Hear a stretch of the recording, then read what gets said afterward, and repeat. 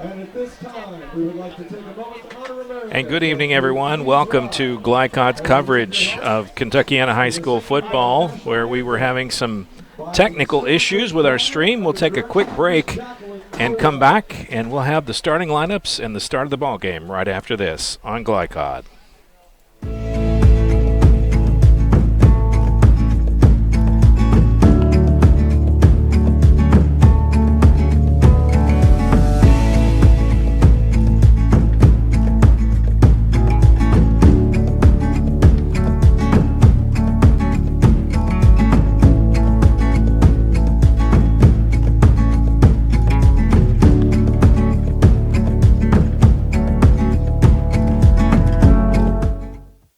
A proud Dr. Carter's office, Annette speaking. How may I help you? From your very first call through your dental exam and recare appointments, the warm personal care from Dr. Todd Carter and his friendly staff at Carter Family Dentistry will put you at ease. Dr. Carter can take care of you and your family's dental needs, from gentle cleanings to complex procedures. Call Annette or Joyce today at 812-944-5155 and see why 5 generations of patients still return to Carter Family Dentistry, located on Mount Tabor Road in New Albany.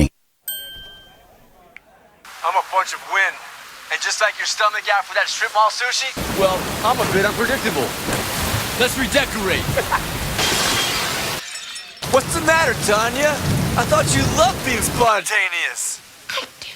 And if you got the wrong home insurance coverage, I might break the bank too.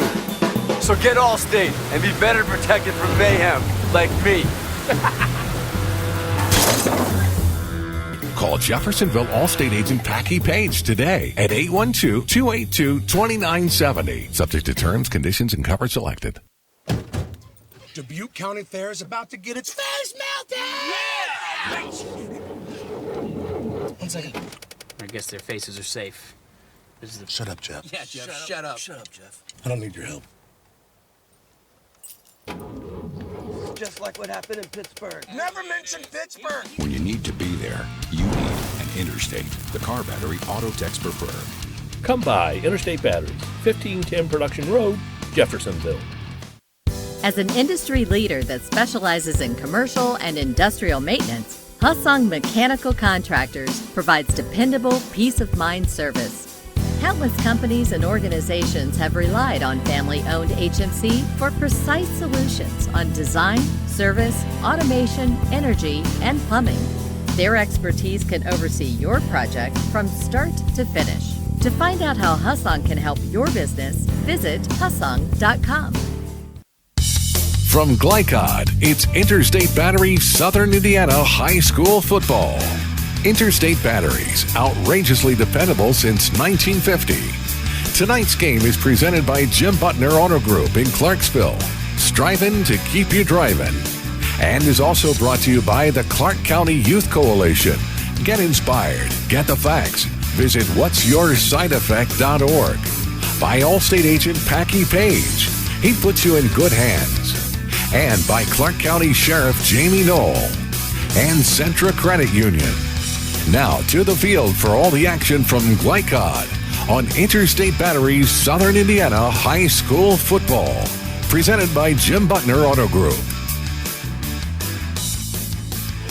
Mike Beck, Jim Kazmarek, glad to be with you here at Silver Creek High School, and it has been a beautiful night. Everything was perfect until my computer reset its output settings and completely messed us up here at the start, but we apologize for the hiccup.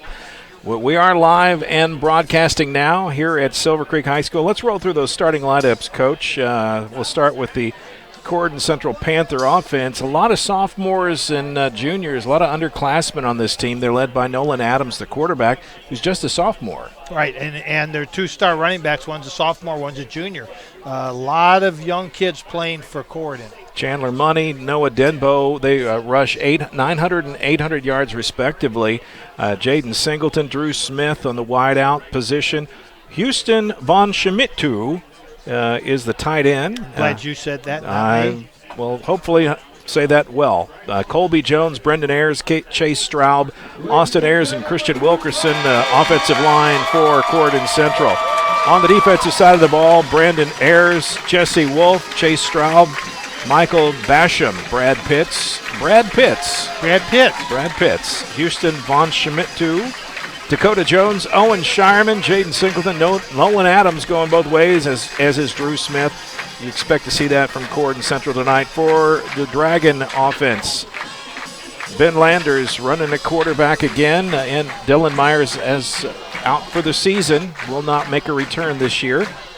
Landers has done a capable job in the backup role this year.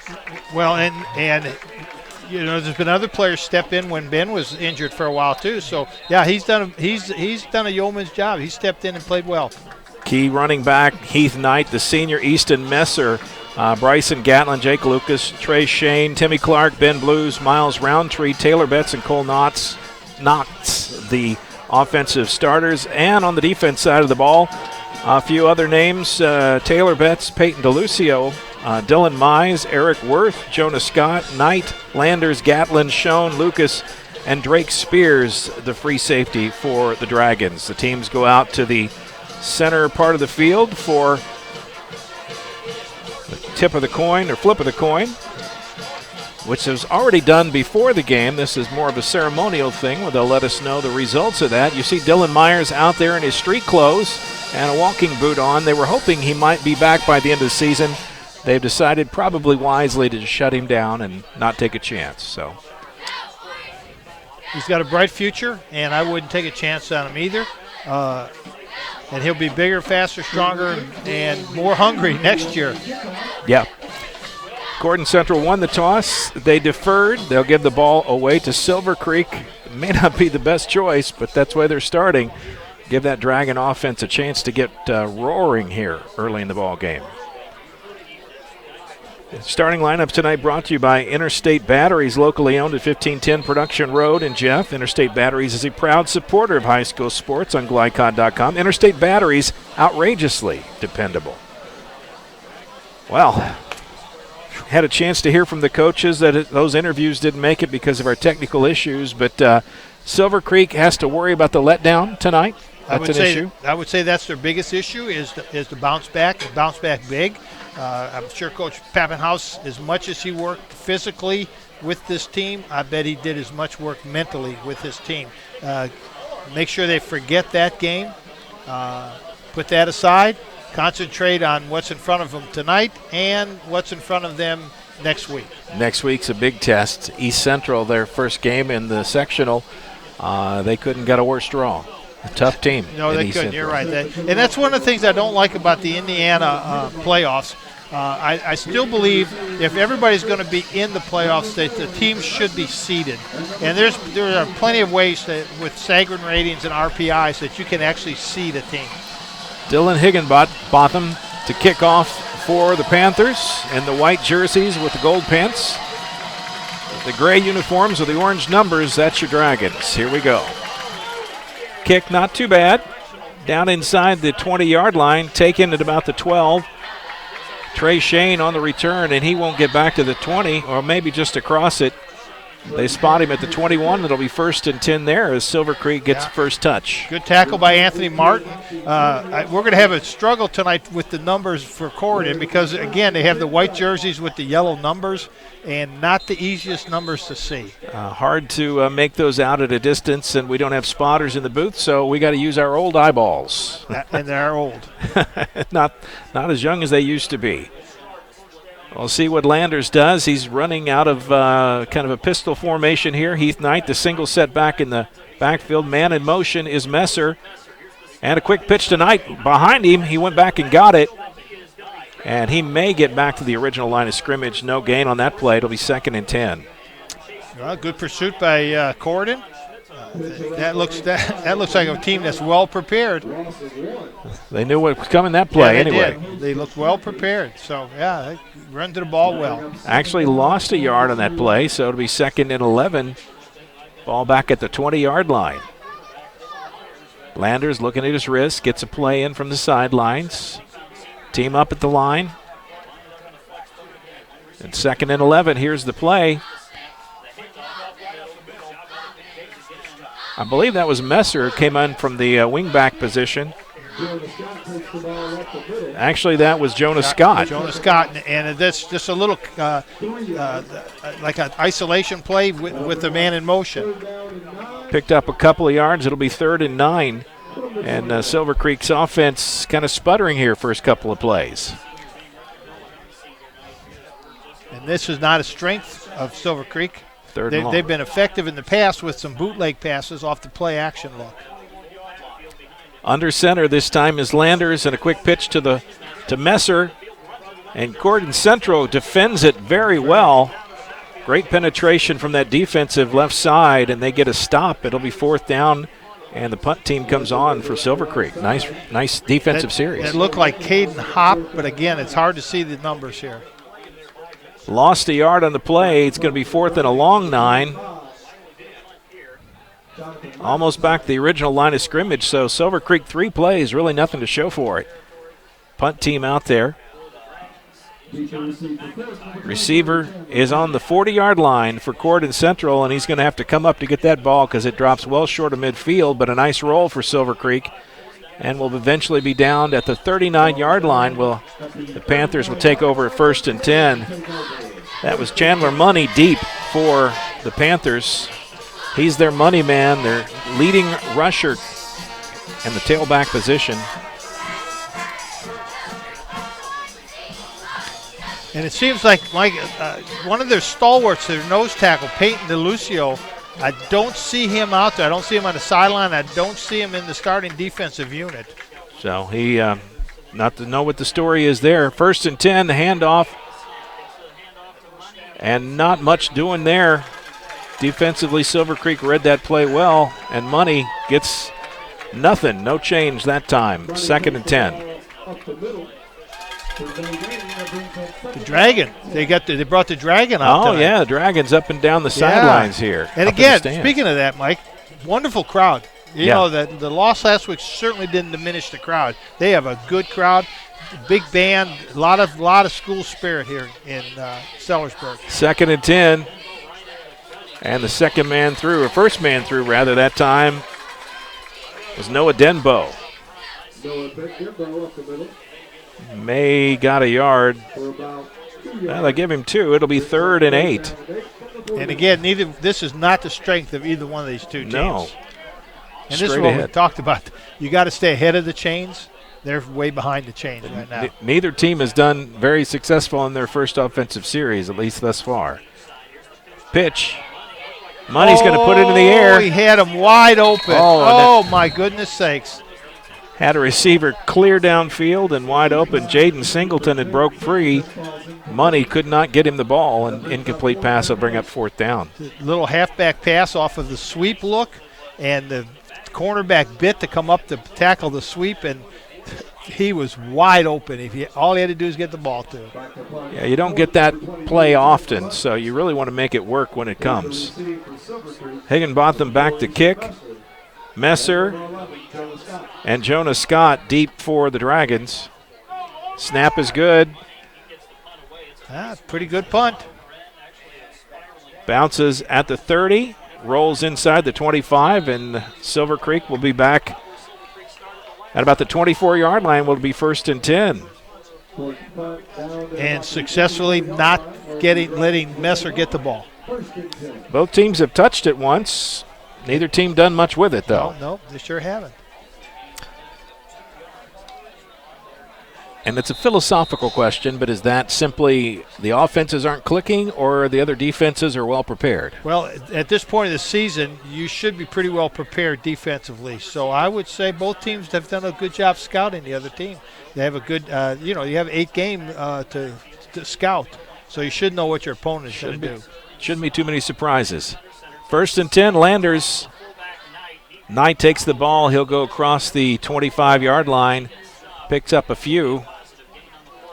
Out to about the 28, where it'll be 2nd down and 6. 4 yards on the carry that time for Heath Knight. That's the best offensive play of the game so far. First 4 minutes almost gone here already. When you keep the ball on the ground every play, it's almost like a running clock. Yeah, it is. You're right. The referee sent, I can't see his number now, Taylor Betts Taylor Betts on the sideline for an equipment infraction. Not a penalty, but they made him take his arm pads off, which was odd. I don't know what there was about his arm pads. 2nd and 5. Messer goes in motion. He'll take the handoff. Looks for a seam. Nothing there. Great defensive play that time by the Panthers. Once again, brings up 3rd down for Silver Creek. And Betts back in the game. And Taylor Betts is one of their better, he may be their best defensive lineman and offensive lineman, a two-way player. About 3rd and 5 where they spot the ball. Out at the 28-yard line.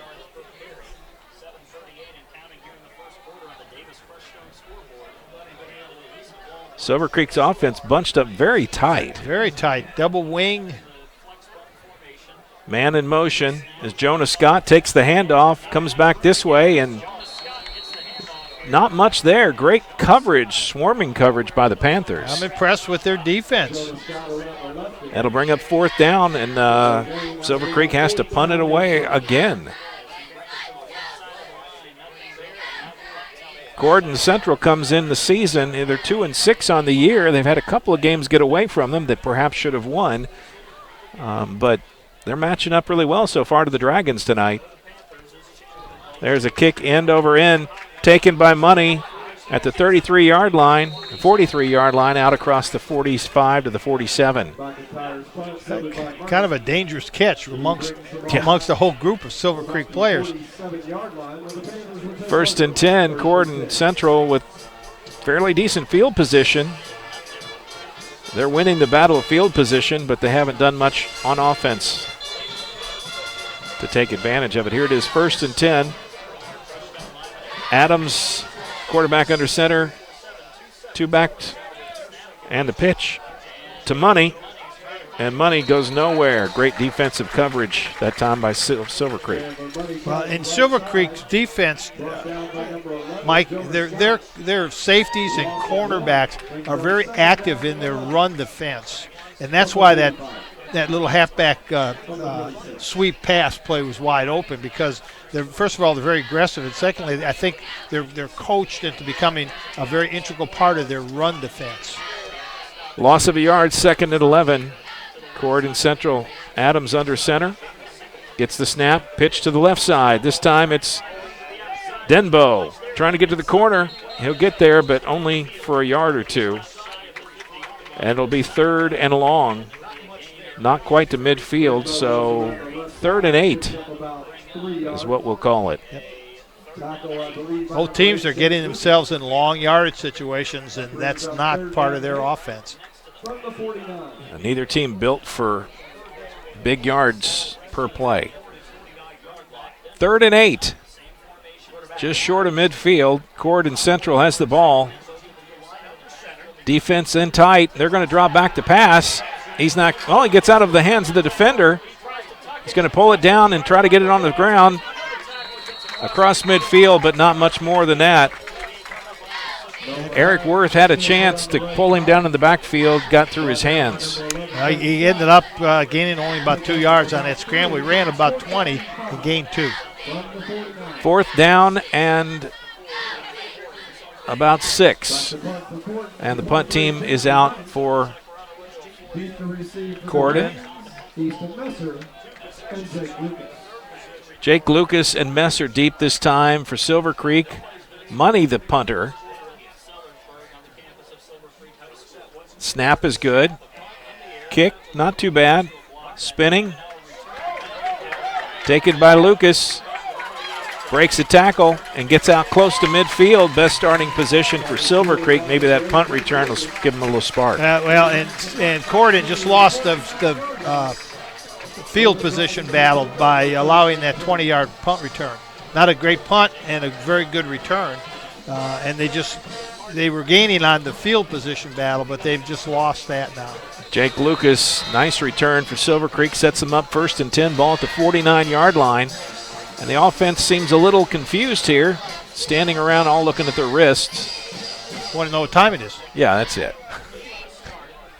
They actually have play cards on their wrist, and the coach is signaling plays. It'll be yellow 7 or something. They all look at the wrist to see what you play yellow 7 is. Well, they got 2 seconds to get this play off, and they're not going to make it. Delay of game. That penalty drives me crazy. And it shouldn't happen at this point in the season. And most of the time, the coach has he has hit this play is what I'm calling, but I've already got 2 plays ready for the next play. Right. Because I need to have a short yardage play and a long yardage play, but I have both those plays in my mind and what I'm going to run. 1st and 15 now. They're going to stick with that play. Landers keeps it himself, goes straight ahead, and he'll get a nice gain that time. Quarterback keeper. He'll pick up a total of 10 yards. It'll be 2nd down and 5 across midfield to 46. Yeah, he got the penalty back plus 5 more. Well, that was a nice gain. First big offensive play on either team tonight. And he showed his speed. Landers showed his speed on that play. He's run some at wingback this season before he was called into duty as the quarterback. He's going to do it again. Picks his way through for a 1st down and a late flag that may come back. We'll have to see what they call it. Looks preliminary signal was holding, but we will see. Had more than enough for a 1st down. Picked up another 10 yards, but face mask. 15-yard version. That's going to be painful for Corydon Central. And that puts the ball all the way down to the 21-yard line where it'll be 1st and 10. Oh, that's a huge penalty. It is. That hurts Corydon. And that's one of the keys to the game was don't make mistakes. Don't have penalties. Don't give Silver Creek field position and chances to score. Man in motion is Messer. The snap and handoff is to Messer. He'll get to the corner, turn upfield, and stay in bounds. He'll pick up a few yards. It'll be 2nd down. Nice block by Heath Knight, one of the wide receivers. And in Silver Creek's offense, I'm sure the wide receivers get a little frustrated because they're not going to catch a lot of passes, but they're an integral part to their running game because they're very good blockers. And you have to be a good blocker before you become a good receiver. 2nd and 7, ball at the 18-yard line. Picked up about 3 on that play. No score here in the early goings. Landers keeps it himself, goes straight ahead. Landers takes the ball up the middle. And short of the 1st down, it'll bring up 3rd. Brings up 3rd down and 3 from the 15. And they say it's about 3rd and 3. Ball at the 14-yard line. Should be 4 down zone for them anyways. I would imagine so. Landers under center. No, actually Landers ran as a tailback that time. Yeah, he did. Little trickeration there. Landers, the most effective ball carrier so far tonight. He's going to be just short of a 1st down. 4th and inches. Comes up just short of the 1st down. I'm trying to see who they put. I know they made 3 substitutions, Mike, and I didn't see one of them being the quarterback. But it is. It's Bryson Gatlin. He ran quarterback for, I think, a game and a half when Landers went down. Right. And a quick snap and pitch to Landers, and he's going to carry the ball for a 1st down. 1st and goal inside the 10, and that's exactly what Silver Creek was hoping would happen. Yeah, and Silver Creek got lucky on that play, Mike. That was the quarterback mishandled the ball, dropped the ball, and it bounced right back to him. So they were a little bit lucky there. Bryson Gatlin now running quarterback for Silver Creek. He's under center. 2 men in the backfield. Gatlin pulls out, and he's in trouble. And he's caught with nowhere to go, and a big loss on the play. At that point, you find a receiver and throw it to him. Yeah, well, Michael Basham, the defensive end for Corydon, did a wonderful job of chasing him down and holding on to him until his buddies could come and clean him up. All the way back to the 16-yard line, a 10-yard loss on that play. It'll be 2nd and goal from the 16. And now this is behind the chains, even when the chains aren't out there. Yeah, way behind the chains. Gatlin going to run quarterback. You got 3 in the backfield. Jonas Scott, Ben Landers, and Heath Knight. And they're going to drop back and put it in the air. Has a receiver. He caught it. Touchdown. And he's in the end zone. And that is Easton Messer. Great catch. He does it all. He went up in good coverage on the defensive side. It was good, and Catlin did a nice job passing. Little three-step drop with a quick skinny post or a quick slant in. Yeah. And the Corydon defender was right there. That was a well-thrown ball and a nice catch. McIntyre in to attempt the extra point. Snap and hold are good. Kick is good as well. 7-0. Silver Creek takes advantage of a nice punt return. Sets them up near midfield, and a penalty helped them out get downfield. And that's the kind of thing that Silver Creek needs to work on. That's to take it to the next level, to take it to the game they're going to have to play next week. They've got to be able to make 2nd and 16s. Yeah. A well-executed play. Silver Creek takes the lead here in the first quarter at the 1:21 mark. And we welcome all those listening in on the Big X WXVW. Glad you're with us here. Mike Beck, Jim Kazmarek here. Silver Creek's taking the lead over Corydon Central, 7-0 here in the first quarter. First couple of series was a lot of dust and nothing, but all of a sudden Silver Creek, with the aid of a Corydon Central penalty, kept the drive alive and found the end zone for the first time tonight. They're up 7-0. And for a young team like Corydon, a penalty like that is hard to overcome. Perfect football fall night here in October. And McIntyre set to kick it away. Ball is up. Nice end-over-end kick. Going to be taken deep. And we get a whistle to stop the play. I'm not sure why. Well, it's a penalty. Offside on the kickoff. Didn't see that. I was watching the ball. You don't see that very often. Not often. 5-yard penalty. I believe they'll move the ball back, kick it again. You know, we've seen a lot of Silver Creek. We've seen a lot of South Oldham games this year. The kicker for Silver Creek has made tremendous improvement in his kicking. Yes. For that first game of the season when we saw him, he's just this little skinny guy that was squib kicking and barely getting it over the goalpost. He has really improved this year. McIntyre going to try it again. They'll set the ball back at the 35-yard line. Money and Denbo deep for Corydon Central. Waiting for the signal from the ref. There it is. And McIntyre will start his approach again. This time, a little lower kick. Ball received at the 20. Oh, nice open field tackle. And out across the 30 to the 32-yard line, and that's where they'll take it 1st and 10 Corydon Central. And that was number 17, and unfortunately, I do not have him on our roster. But number 17, whoever you are, that was a very nice open field tackle. 1st and 10 for Corydon. They'll bring it up to the line. Sophomore quarterback Noah Adams leads the team. Tough to run an offense just your sophomore season. Right. But a handoff to Money, I believe. And across the 35, out to the 36, maybe the 37.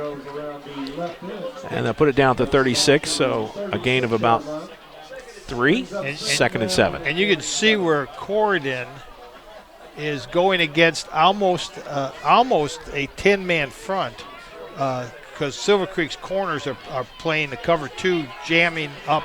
So they're going to have a hard time running that ball against that defensive front.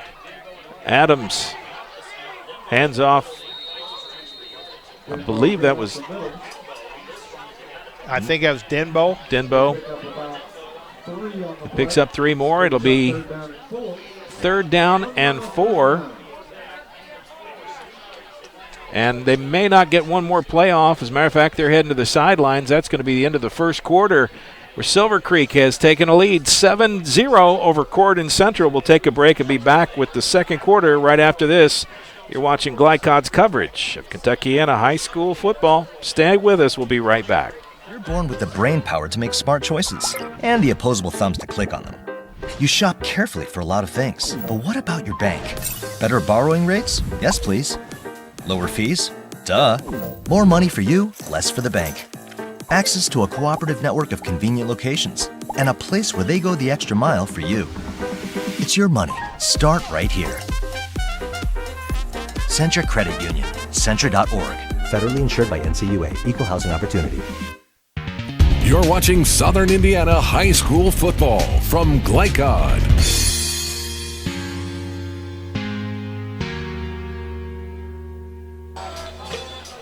Mike Beck, Jim Kazmarek here at Silver Creek High School on a beautiful night. Sky, nice kind of an orange purplish color out to the west.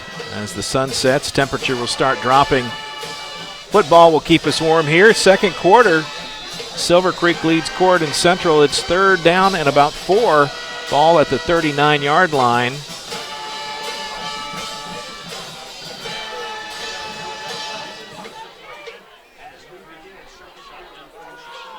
And a handoff this time to Denbo, trying to get wide on the right side and can't get it done. Great defensive play again by the defensive end. Yeah, Silver Creek corners too. They come up very aggressive.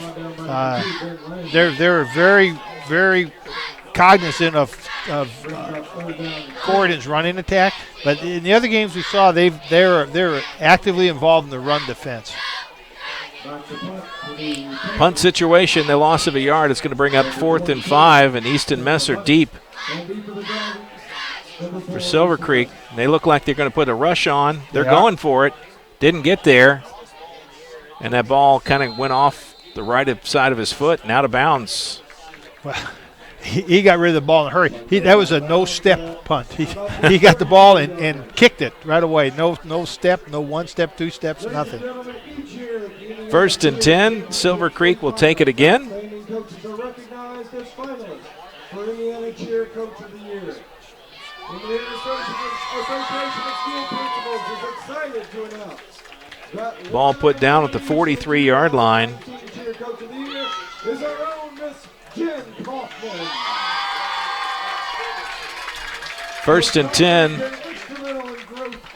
Trying to see who they've got in at quarterback. I believe. Can't tell. I can't tell because Gatlin is 12 and Landers is 2. I believe that's Landers. And it is Ben Landers running quarterback this series, but look who comes in. Bryson Gatlin come in the offense now. Landers kept it himself, picked up about 3. Ball across the 45, the 46.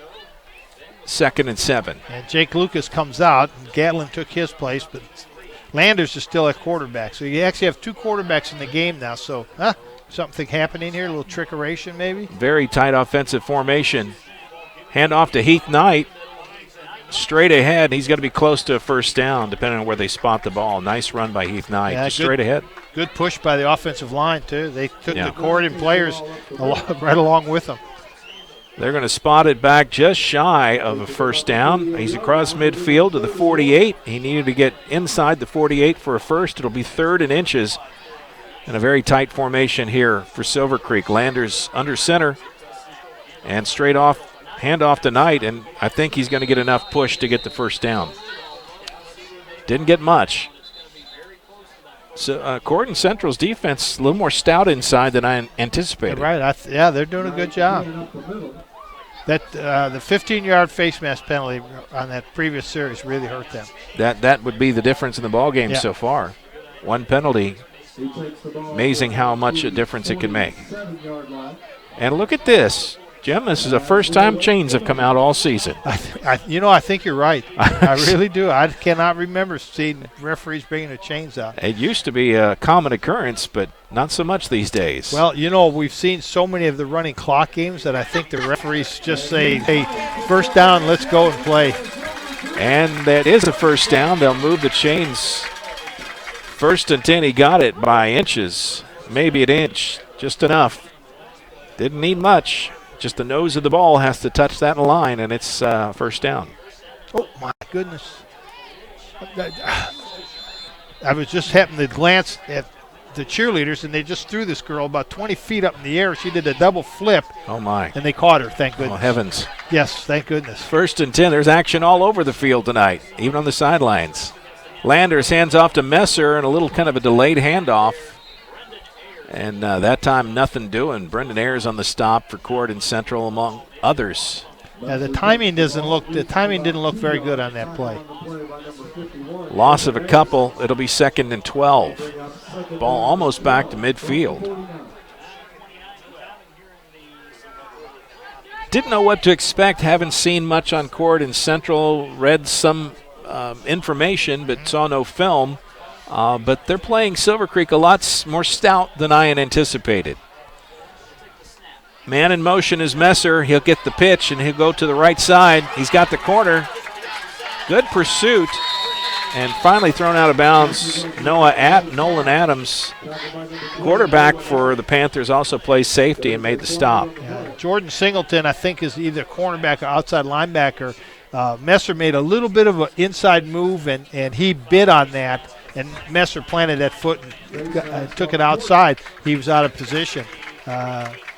You got to trust. You got to trust the fact that there's going to be other people. If you do your job and contain him and make him go inside, other people should be pursuing to take away the inside.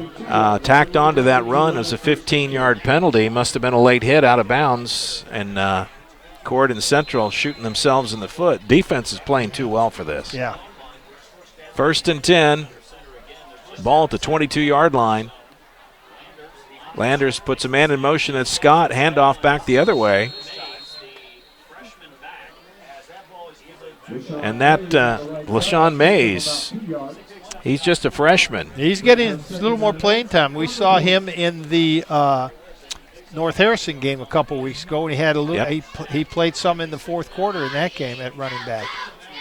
Heath Knight back in the lineup. Mays to the sidelines. Landers back at quarterback and running under center. Opened up the game in the pistol, but kind of done away with that. And Heath Knight straight ahead for a few more. It'll be 3rd down and short. Be a good time now to throw a pass. And then if you don't make it, get your 4th down play in. 3rd and 3 at the 14-yard line. See what they can do with this. Knight, the single setback. Man in motion is Jonah Scott. Landers tries to get in behind Knight. Might have got it. And we'll see where they put it down. Didn't get much. Interesting play, a little quarterback isolation. He did get the 1st down. 1st and 10. They'll put it right on the 11-yard line, and that's where we'll start 1st and 10. Silver Creek can pick up another 1st down and not score.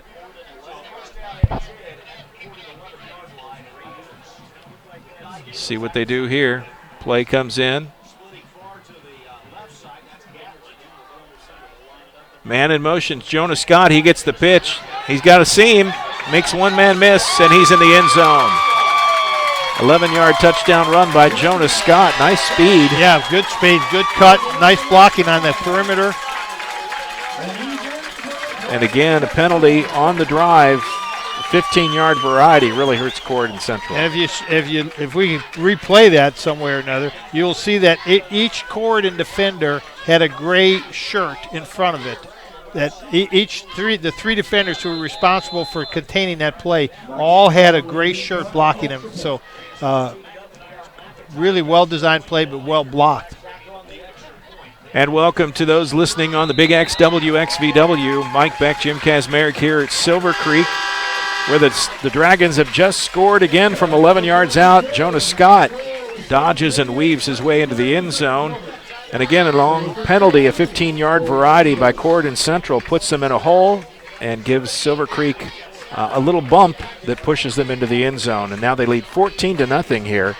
And a game that's been very well played by Corydon Central, but 2 big penalties have really shot them in the foot. Right, and they can't. They're in a position, Mike, where they can't afford to have those kind of penalties. Very few teams can, actually. Right. But when you're 2-6, it's there's a reason you're 2-6. Well, most penalties are a big part of that. Most devastating penalty, and usually, is the holding penalty because it's such a drive killer. Yeah. But you get a 15-yard variety, a personal foul, face mask that we saw. That is a momentum swing penalty, and Right. Most defenses can't recover from that. McIntyre in to kick off. Deep for the Panthers. Denbo and Money. McIntyre, nice kick, end over end. Taking it about the 12-yard line. Out across the 30, a flag comes flying in. We'll get a penalty. Ooh, that referee threw that flag. 10, 20. That was a 35-yard flag toss, Mike. That is close to a referee record. And that return was by Houston von Schmidt-too. And it's going to all come back because it's holding penalty. Yeah, sadly. Nice return, though, out across the 30 to 32-yard line, but that holding penalty is 10 yards from the spot of the foul, so we'll see where this all shakes out.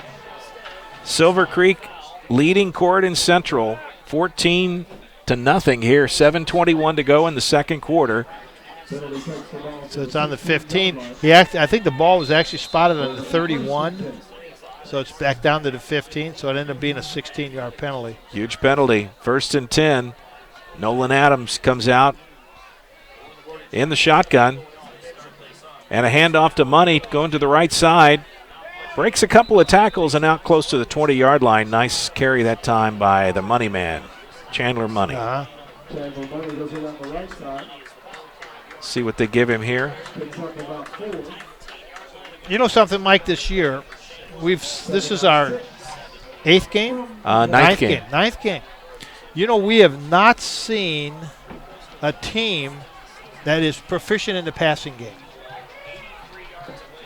Not very, very interesting season. That, I remember the Jeff game. They tried to pass, but they weren't very proficient at it. Direct snap. Quarterback tried to keep it himself and just could not get any daylight in front of him. It'll be 3rd down and long. Ball down at the 17-yard line. Lost of a couple. It'll be 3rd and 9.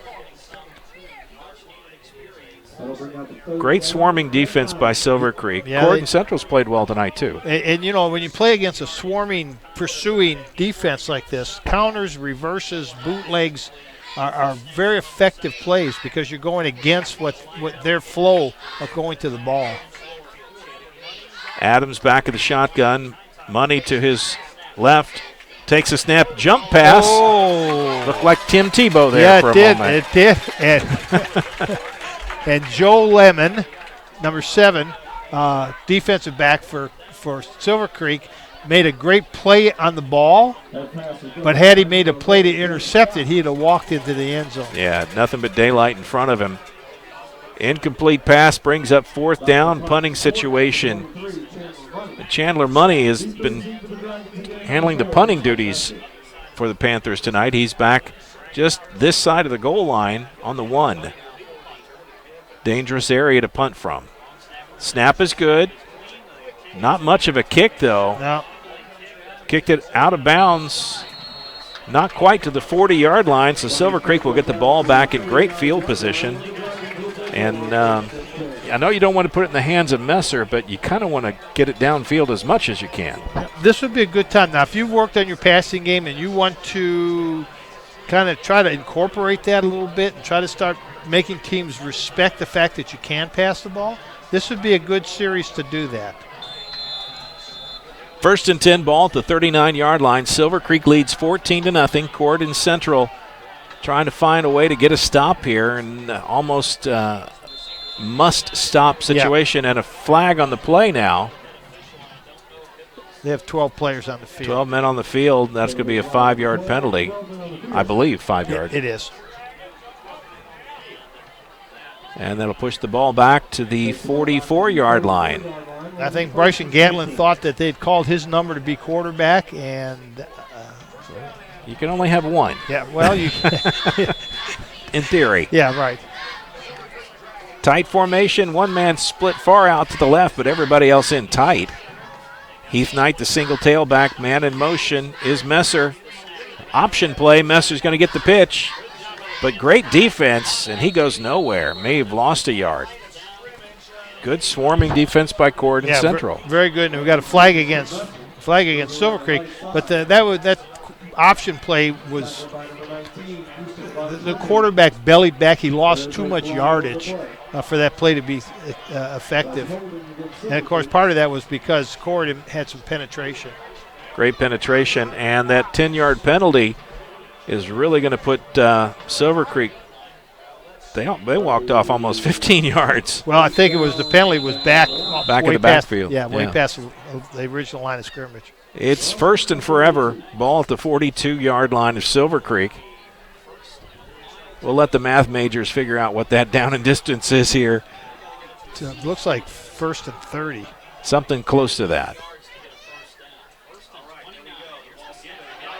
Bryson Gatlin on the carry. Off the left side, not much there.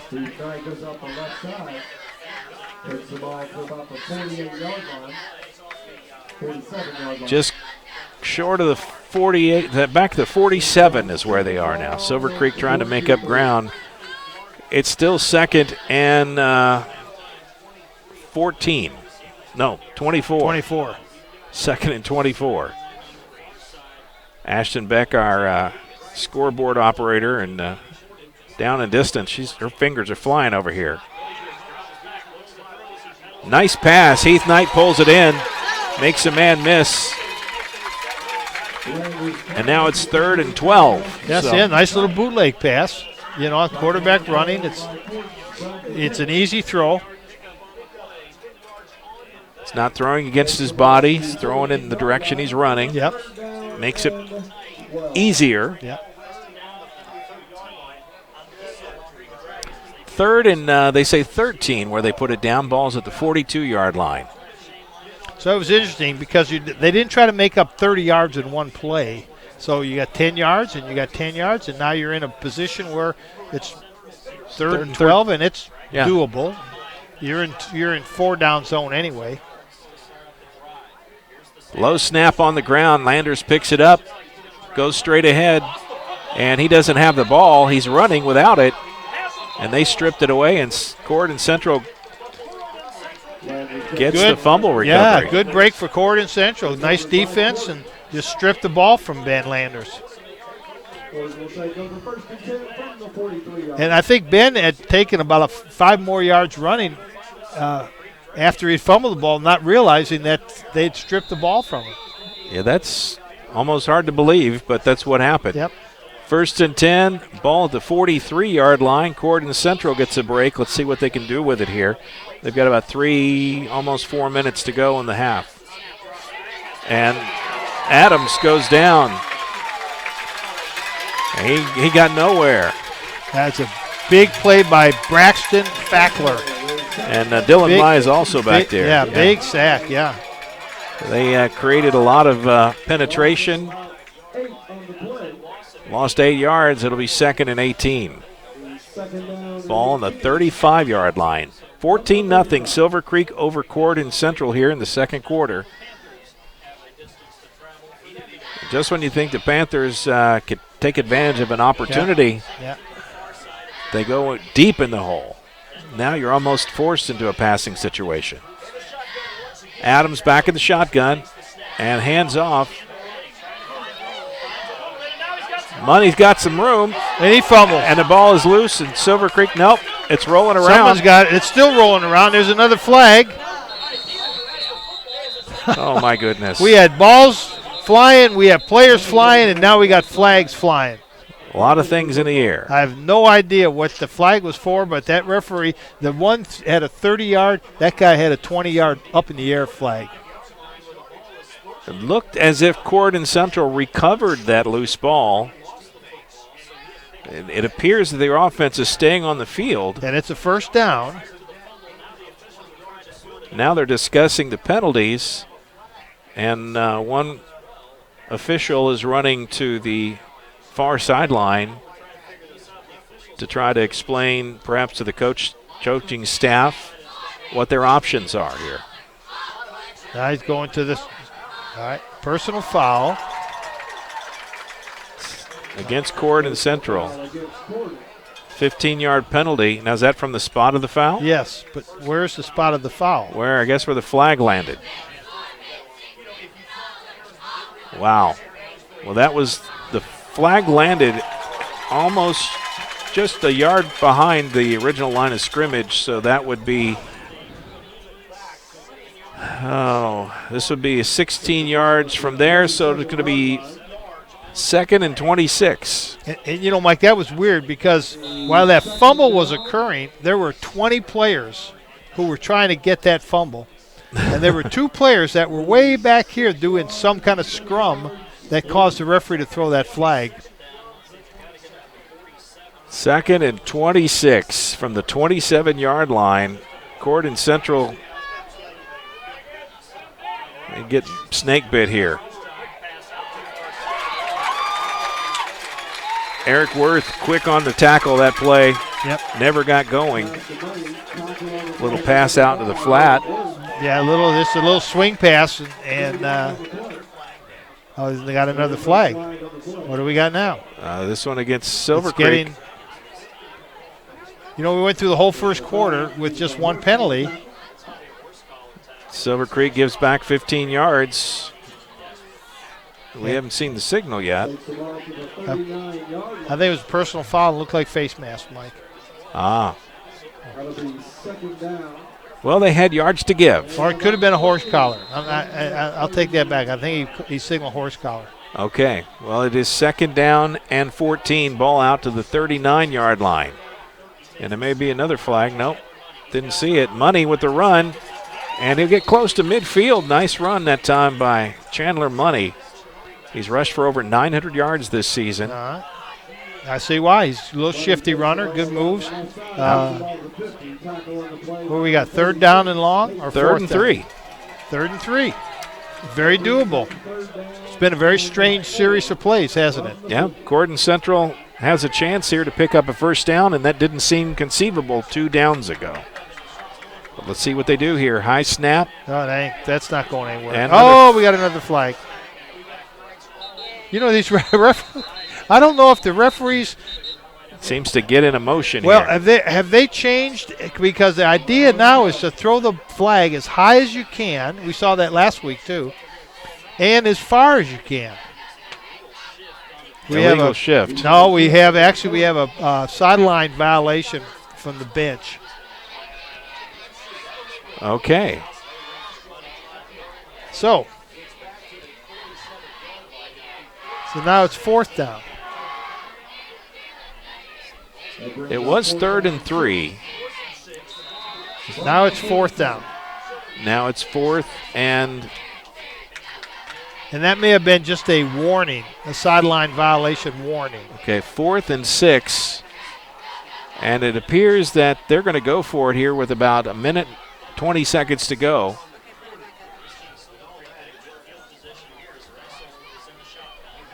And they're going to let the clock run down and take another penalty. Or did they take a timeout? They did take a timeout. And really, Silver Creek should have taken a timeout because they can get the ball back with 1 minute and 30 seconds left. And they let 25 seconds roll off that clock. So call timeout, and you want to get the ball back, work on your 2-minute offense or your 1-minute offense. Well, they take a break. We'll take one as well. We'll be back right after this on Glycod.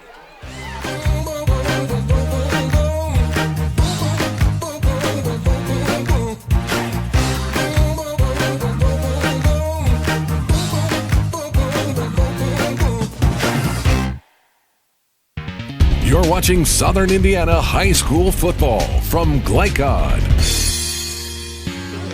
Mike Beck, Jim Kazmarek here at Silver Creek High School. The Dragons lead the Panthers of Corydon Central 14-0 with 1:05 to go here in the second quarter. 4th and 6 the situation for Corydon Central. They're going to have to punt. Chandler Money in to do that.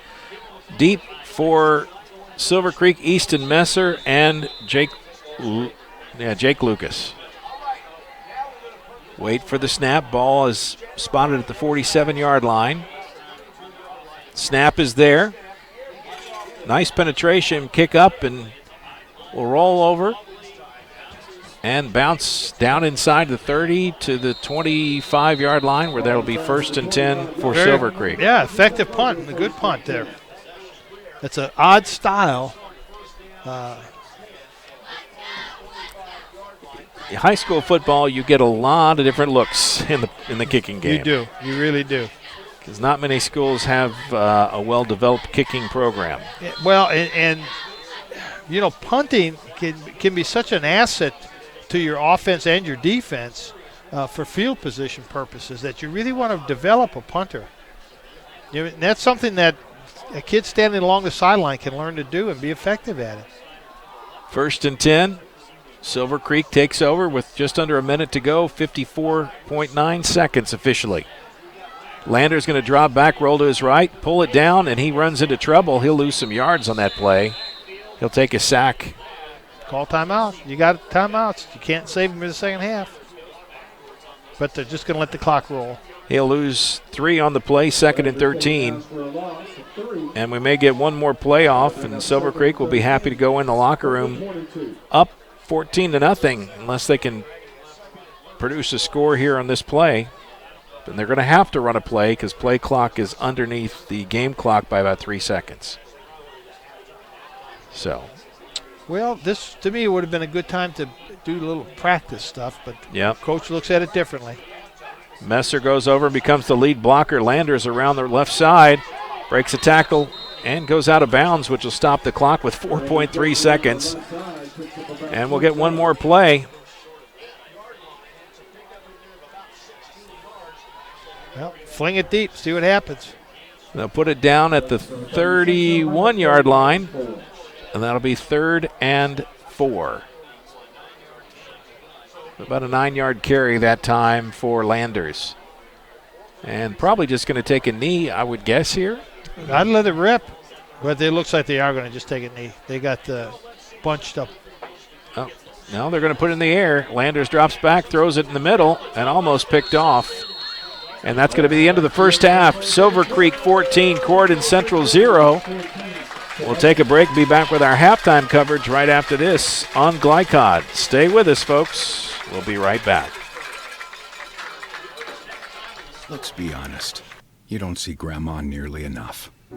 Which means the dead car battery you've spent the morning dealing with has robbed her of precious grandkid time. It's unfortunate, sure, but it's not like she's going to write you out of her will or anything. Right? When you need to be there, you need an Interstate. The car battery auto techs prefer.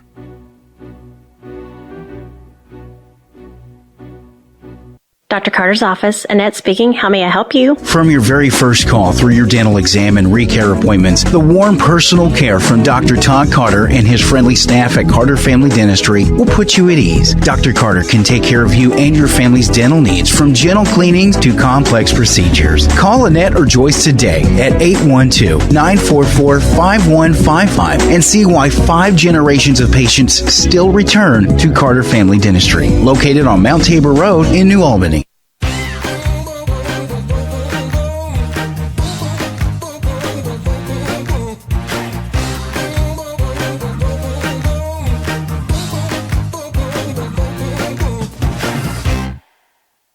The Clark County Youth Coalition, Clark County's local coordinating council for a drug-free Indiana, presents What's Your Side Effect? Join the movement of thousands of young people working together to build a better world through living healthy, passionate, drug-free lifestyles. Our program includes tips that will help you live the good life and make chasing your dreams a lot easier. Get healthy, get inspired, get the facts at what'syoursideeffect.org. You're born with the brain power to make smart choices and the opposable thumbs to click on them. You shop carefully for a lot of things, but what about your bank? Better borrowing rates? Yes, please. Lower fees? Duh. More money for you, less for the bank. Access to a cooperative network of convenient locations and a place where they go the extra mile for you. It's your money. Start right here.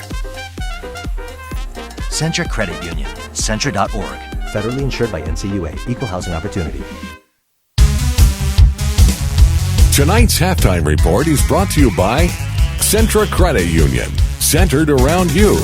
Find out about online banking and other services by visiting Centra.org.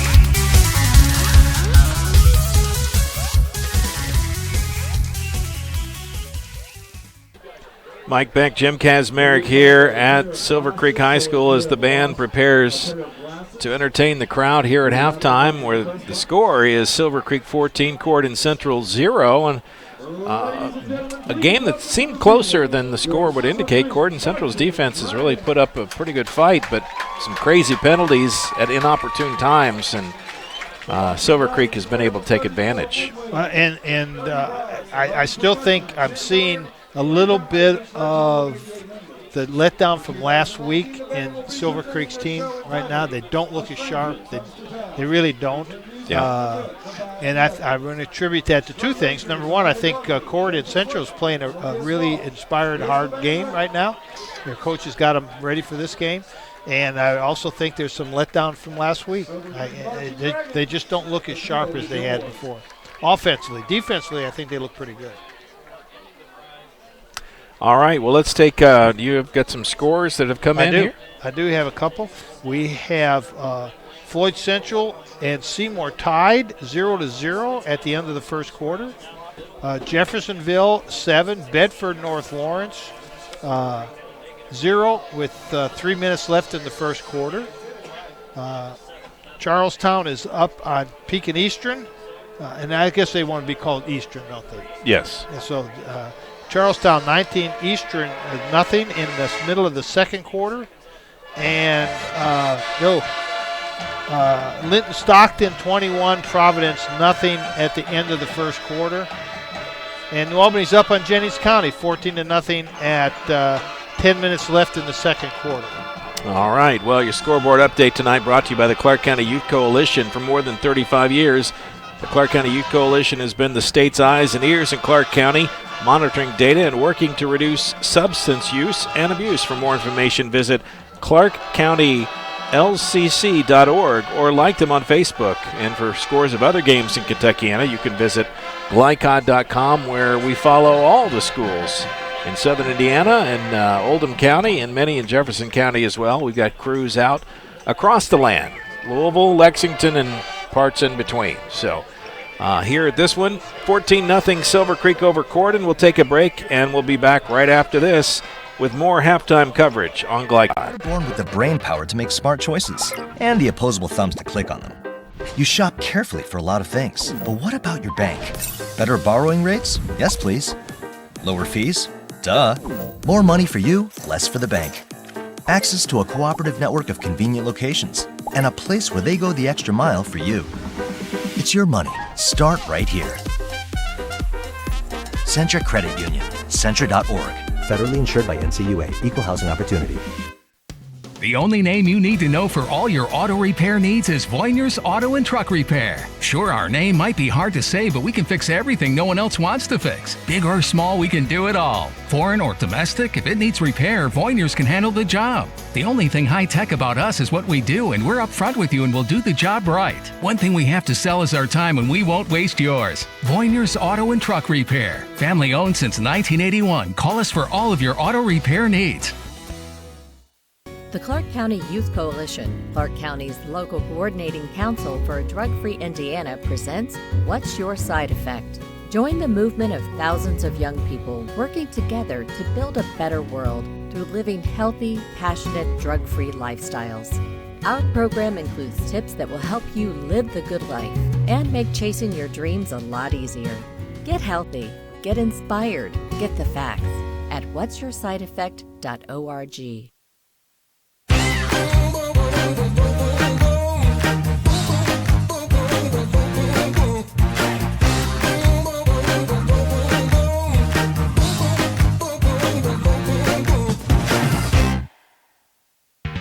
You're watching Southern Indiana High School football from Glycod. And the band played on. They continue to play here at halftime. Silver Creek 14, Corydon Central 0. And let's kind of break down that first half a little bit, Jim.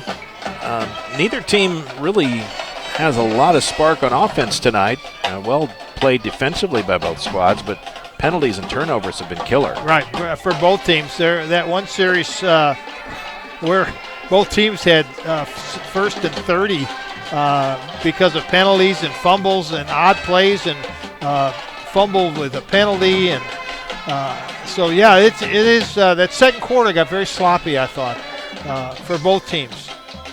What do you ascribe to that? I mean, this late in the season, some penalties are a little more inexcusable than they would be maybe in games 1 and 2. Well,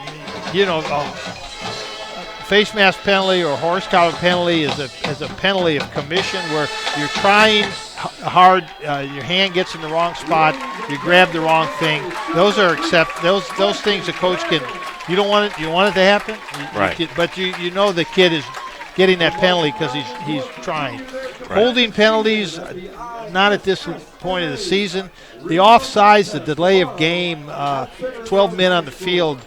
After 9 games or into 9 games, you really shouldn't have those anymore. But like I say, like we said before the break, I think we're seeing Silver Creek still have just a little bit of problems with what happened last week, and it's affected their play this week. They just don't seem to be that sharp. I'm sure Coach Pappenhaus is going to be in the halftime correcting that. Yeah. Mentally, he'll be correcting those things. On the other side, I think Corydon Central has done a really good job. They've played really hard for a team that's 2-6, and really not looking for much except let's play hard next week and regroup and get our sophomores and juniors ready for next season. They're playing hard, and this, I guess, could be considered a rivalry game for them. Corydon Central has had some good years in the past. A few years ago, went all the way to, I think, the semi-state level. So, right. I mean, it's not unheard of for them to have success. They've been a little bit of a valley right now, but a lot of young kids. And as you look at the team and Coach Humphrey, he seems to be doing some things well. Well, I think what he's got. Well, I think they're doing a lot of things well, and he said he was playing a lot of young kids.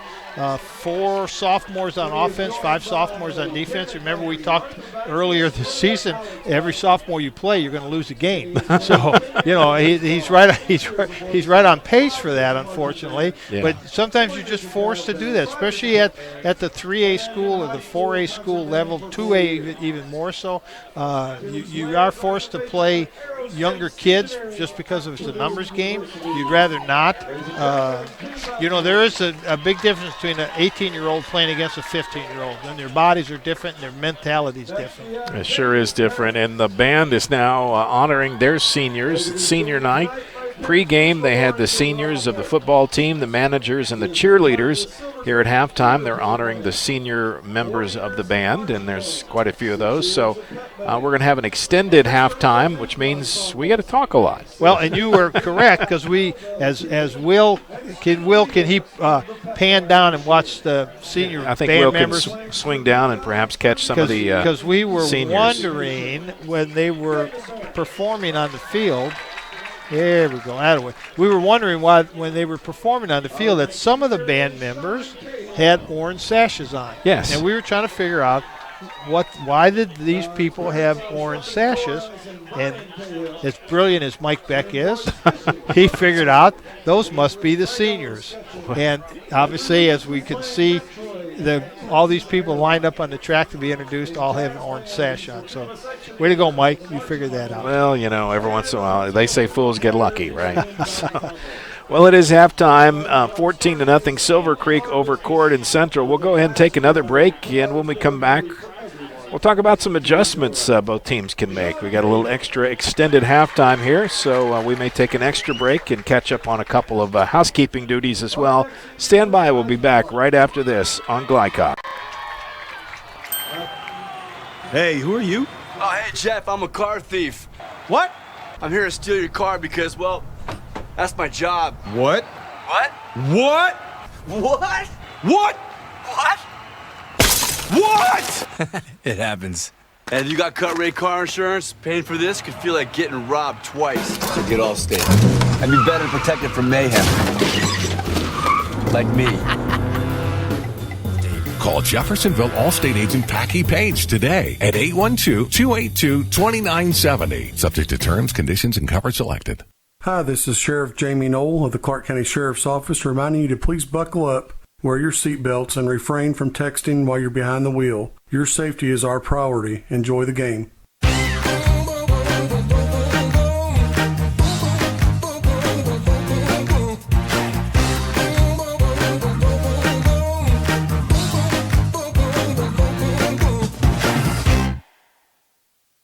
As an industry leader that specializes in commercial and industrial maintenance, Hussong Mechanical Contractors provides dependable, peace-of-mind service. Countless companies and organizations have relied on family-owned HMC for precise solutions on design, service, automation, energy, and plumbing. Their expertise can oversee your project from start to finish. To find out how Hussong can help your business, visit hussong.com. The Clark County Youth Coalition, Clark County's local coordinating council for a drug-free Indiana, presents What's Your Side Effect? Join the movement of thousands of young people working together to build a better world through living healthy, passionate, drug-free lifestyles. Our program includes tips that will help you live the good life and make chasing your dreams a lot easier. Get healthy, get inspired, get the facts at what'syoursideeffect.org. Looking for new ways to connect with your customer? Did you know that local grassroots marketing is the most effective? For a successful economic approach, email info@glycod.com or call 502-551-5027. You're watching Southern Indiana High School football from Glycod. Mike Beck, Jim Kasmerick here. Halftime as seniors are being honored here at Silver Creek, and they got a lot of them. Both band, football, you name it. They got cheerleaders, managers.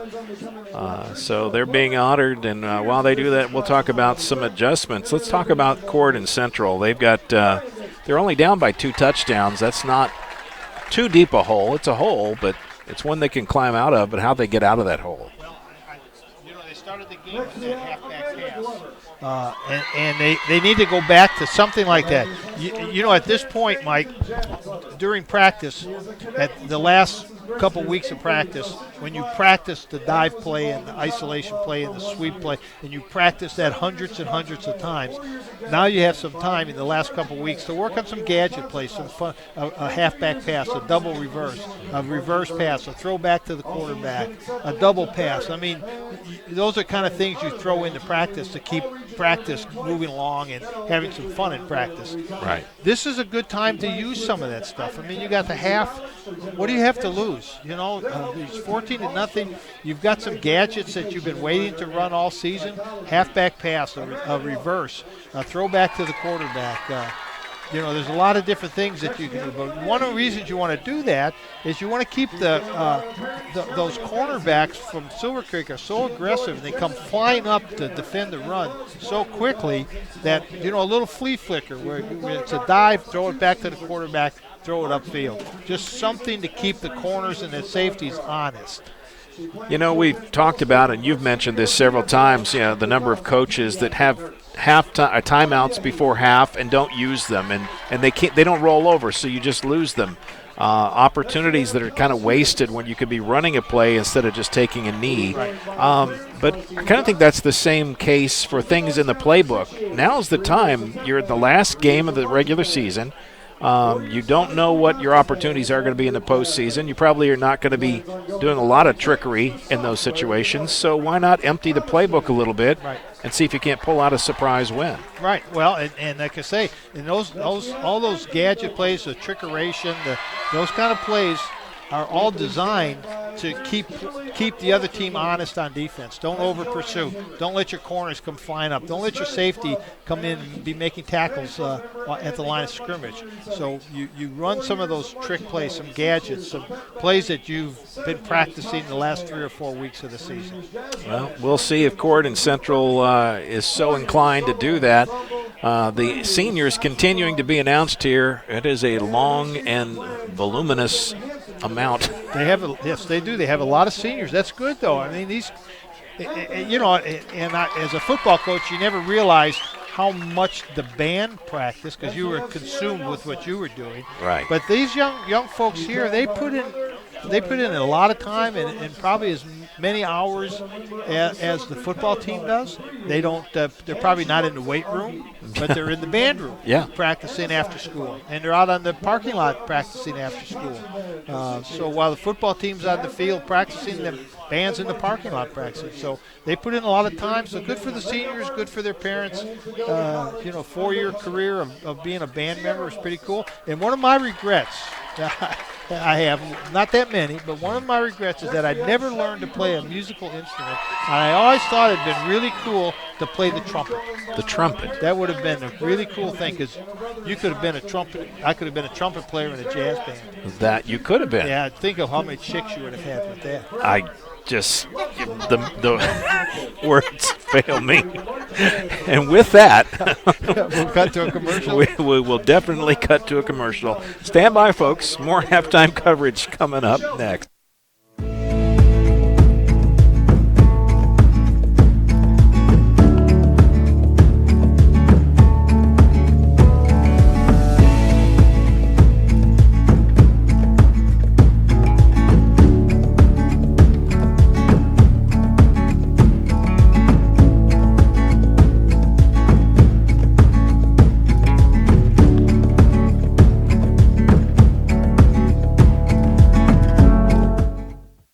A proud supporter of the Providence Pioneers and Southern Indiana High School athletics, Mack Construction is a second-generation company that provides quality workmanship in heavy civil construction, asphalt, and streetscape while maintaining focus on worksite safety and productivity.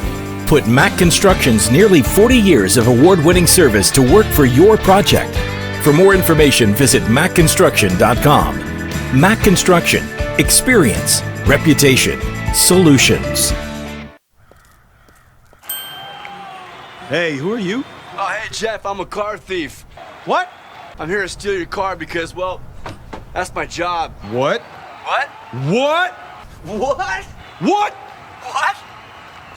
What? It happens. And you got cut rate car insurance? Paying for this could feel like getting robbed twice. So get Allstate. And be better protected from mayhem.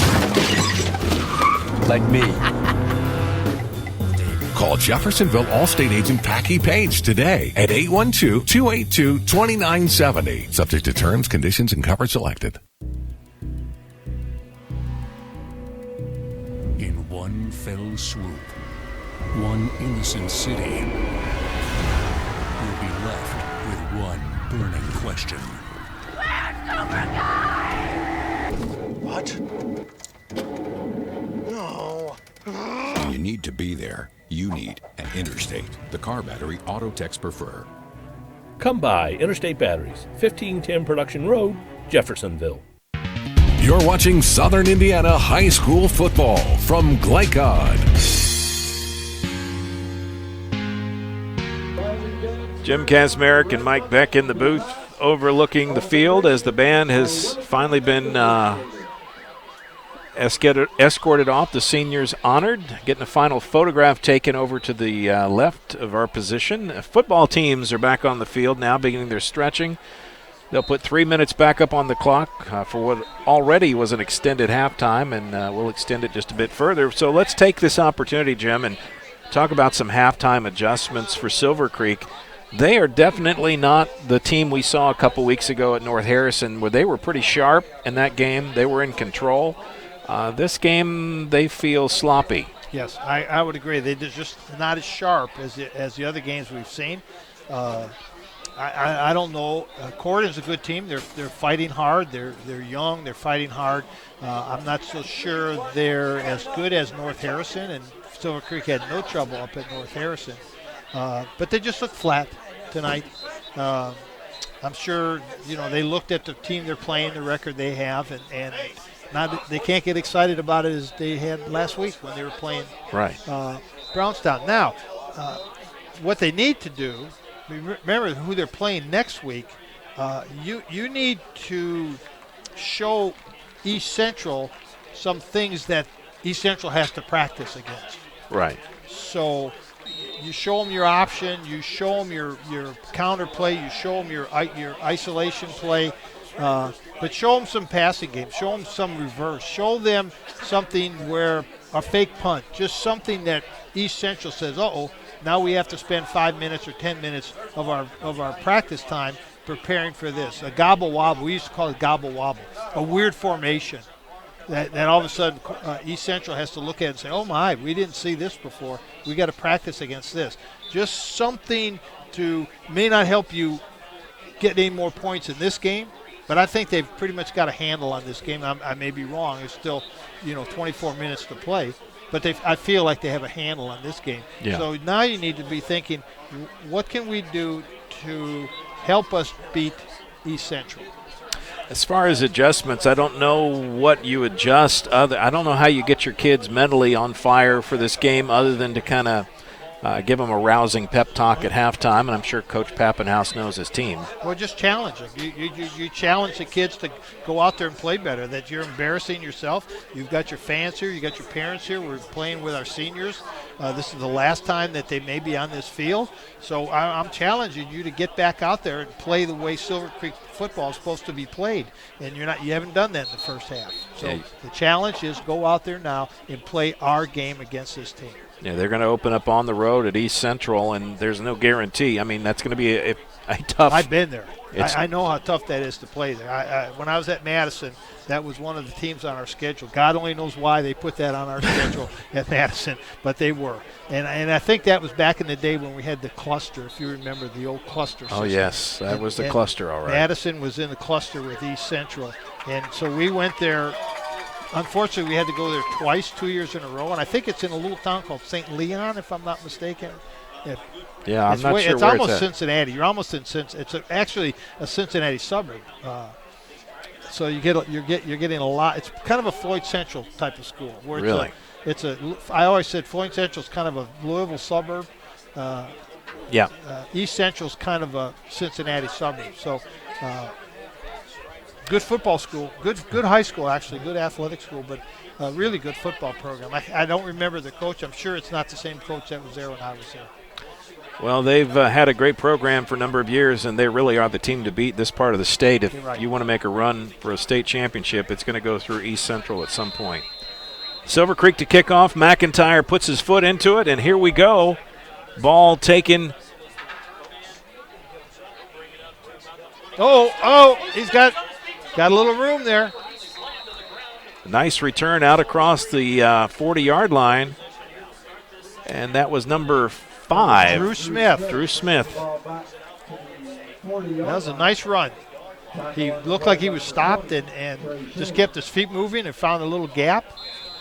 1st and 10, ball on the 40-yard line, and a little spark there for the Panthers. Let's see if their offense can generate some heat here. Adams back in the shotgun. Single tailback is money. And he's going to roll out and put it in the air. A little halfback pass to Noah Dembo. And he took a nice hit. Yeah, he did. And I tell you, Jonas Scott is one hard-nosed football player, and he likes to hit people. And I've noticed that in every game we've seen Silver Creek play, Jonas Scott has come up and made some fantastic hits. But that's another example of how we talked about those cornerbacks, those outside players flying up to the football. Picked up 3 yards on the play, 2nd down and 7. Adams back in the shotgun, sets a man in motion, handoff straight ahead. Looking for seam, can't find it. Not much of a gap that time. And no gain on the carry. It'll be 3rd and 7. Eric Worth for Silver Creek's defensive lineman, he took a hit from one of his own players that knocked him about five yards downfield. I did not see that. One of his own players just unloaded on him. 3rd down and 7. Ball at the 43-yard line. Adams trying to convert. See if we can get a 1st down here. Panthers going to come to this side. Adams tries to cut it up, but nothing doing. And not the series they were hoping for. That tackle, I believe, was by Joe Lemon. No, it was Ben Landers. Ben Landers, doing a little double duty tonight. Landers comes out on the punt situation as the offense gets ready to go back out on the field. Messer and Jake Lucas deep for the Dragons. Chandler Money, the punt man, Waits for the snap. Oh, and he barely got it away. Ayers got through there. I mean, LaShawn Mays, I'm sorry. Mays was in there quick, but didn't have the right angle. Right, and had he taken the correct angle and laid out, you have to actually sacrifice your body to block those punts, and it certainly doesn't feel good when you do it. But I tell you, it feels good. Mentally, it feels good when you do it. It sure does. 1st and 10, ball at the 40-yard line. Silver Creek's offense, first touch here in the second half. Landers handoff straight ahead. I believe that's Heath Knight. And he'll get about 4 yards on the carry. It'll be 2nd down and 6. I've blocked a punt before. I've also blocked an extra point. The extra point I got with my hands. That hurt. But the punt I got with my belly. And that really hurt. A little more. But you know what? It's a good paint. Well, we used to practice that. We would dedicate 15 minutes during practice to special teams, and I was in charge. My special team were the punt blockers. Handoff tonight again. He'll pick up a couple more. And we would do drills to teach them how to properly block the punt. And we'd dive into mats and dive over dummies, and the kids loved it because it was volunteer. I made the kids volunteer to do it. So I said, "You volunteered for this." You made the kids volunteer. Yeah. 3rd and 4. Silver Creek trying to put together a series of forward-moving plays to get a first down. 14-0 your score here in the third quarter. Yeah, it's when you volunteer once, you're stuck forever. Yep. Landers keeps it, fights ahead for a couple of yards, but it's going to be 4th and 2, yep. And they're probably going to have to kick it away. I think they are. So, yeah, I'd say, Mike, you want to volunteer, don't you? Sure, yeah, okay. Sure, Coach. I'd say you had really. And once you get volunteered, you can never unvolunteer. Yeah, you're right. It's like volunteering for the Army. Well, you can't unvolunteer. You can't unvolunteer. You're in now. 4th and 2. McIntyre to punt it away deep for the Panthers, I believe, is Money. That's a good punt. End over end. Money gets it. Money gets it all right. Yeah. He didn't get much on the return, maybe a yard, and he'll put it down at the 24 where it'll be 1st and 10 for Corydon Central. Change of possession. Yeah, Corydon Central losing field position. Money got hit. The change came out of his pockets. Yeah, it's when the paper money starts flying. That's when people run on the field. 1st and 10, Corydon Central. If they could just get a drive going here, pick up a they're going to have a penalty if he can get him off the field. Got off in time. Just in time. Eric Worth running out there and then running back. Money looking around the corner. Makes a one-man miss. He'll get positive yards and stay in bounds. It'll be 2nd down. Looked like he got 5 on the carry. It'll be 2nd and 5. Not bad for Mr. Money. Nope. He's a young kid. He's just a junior. He'll be back next year. 6'1", 170 pounds officially. Good size for running back. Got some little bit of quickness, some speed. Next year, much of his supporting cast will be a year older and a little more mature. That can only be a good thing for Corydon Central. 2nd and 5. Adams in the shotgun. Handoff straight to Money, and he's immediately brought down by Landers, who thought he was playing quarterback for the other team. Well, it looked like it. He almost took the handoff. Just a little stunt. Landers is playing linebacker, and just a little stunt. You don't normally see your quarterback playing linebacker. I mean, I've had my quarterback play safety. I've had a quarterback that we would put him in nickel situations or victory situations. Yeah. But very seldom.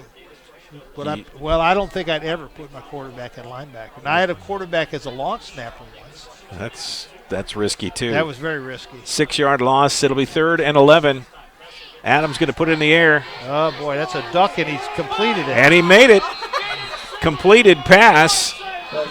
Biggest play of the night for Corydon Central. That moves the chains in a big way across midfield. What do you have to lose? Air it out. Throw that ball. I mean, it's not the prettiest pass, but you know what? It's yards on the stat sheet. Exactly. First down across midfield, ball to 48, 1st and 10, Corydon Central. Big play that time. And that's what happens when the cornerbacks are so used to coming up on run stop that you can sneak behind them. And Adams shows he's got a little bit of an arm. And I'll tell you the other problem. Oh, somebody moved. Yep. The other problem is for a team like Silver Creek, they probably don't get to practice against the pass very often. Probably not. Because they're such a run-oriented team. 5-yard penalty. Will be 1st and 15. Corydon Central now going the other direction. That's frustrating. Very frustrating when you get a big play and then you have to come back with a penalty on the next one. And that one is kind of a boneheaded penalty, jumping off sides. You shouldn't do that, especially for a split out. Quarterback in trouble immediately. Yep. Landers again. Silver Creek just sent the house. That was a 7-man rush. They played 4 deep and 7-man rush, and everybody but the kitchen sink was in on that. 2nd and 23 from the 40-yard line. I think Silver Creek determined to make them pay for that big pass play. They're pushing them back to where they were before they started. Handoff, Money.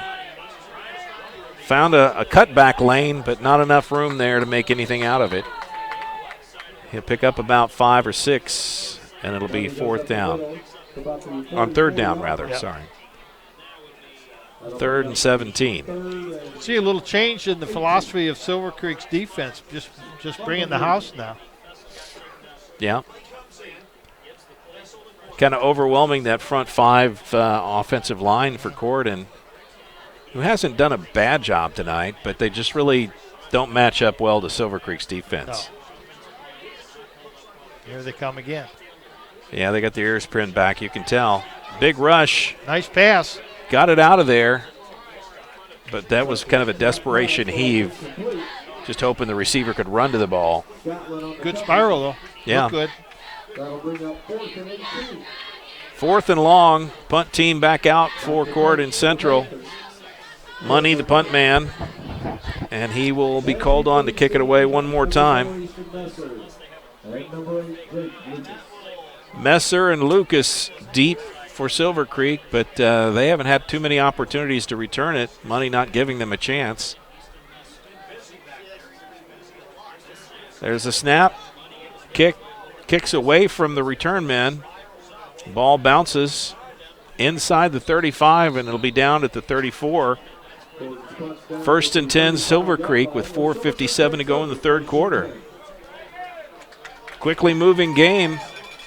Not too many clock stoppages because it's mostly on the ground. Yep. Well, they put it down at the 35 now, and that's where they'll take over at 1st and 10. Everybody looks at their wrist. I still struggle to get used to that. They don't huddle much these days. So they really don't. Landers under center. The quarterback once again puts a man in motion. That's Messer who takes a pitch. He's going to try to spread the offense. And Corydon Central's defense really has that one figured out. They do. They've done a good job pursuing the football.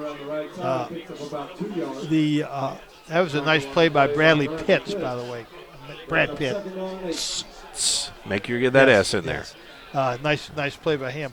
And that would be a good time now if Silver Creek has a reverse play to run a reverse, because Corydon's entire defense was running to the sweep. 2nd and 8. Messer picked up 2 on that carry. They'll send Messer back again. Little pitch out that way. You see how Corydon didn't have anybody containing on the backside, trailing the play or looking for a reverse. No, not at all. No gain on the carry. 3rd and 8. I think Corydon Central is selling out in one direction on the play, so if you get misdirection that works, I think you'd catch them sleeping. 3rd and 8. Silver Creek lines up. Landers back in the shotgun. Heath Knight, the single tailback. Knight down in the three-point stance. Man in motion is Messer. Sanders going to keep it himself. That did not develop well at all. No, sure didn't. That was a odd play. And back to 4th and 10, and Silver Creek looking real sloppy tonight on offense. Yeah, just not much going on. Some of it has to do with Corydon's defense, but some of it's mental. Yeah, just like I say, they just. McIntyre to kick it away. Nice. He's a good. I like McIntyre. That kid has improved so much this year. Nice kick. Will roll down just short of the 30-yard line. So if you had a fake punt in your arsenal, which I'm sure Coach Pappenhaus has a fake punt, everybody has a fake punt. That would have been an ideal time to run it because there was not one Corydon player that made an attempt to rush the punter. They all were turning and running the other direction. Going back to try to set up a wall? I guess. They put the ball down instead of the roll. They take it, say that someone touched it at the 39-yard line, so that's where it'll be 1st and 10.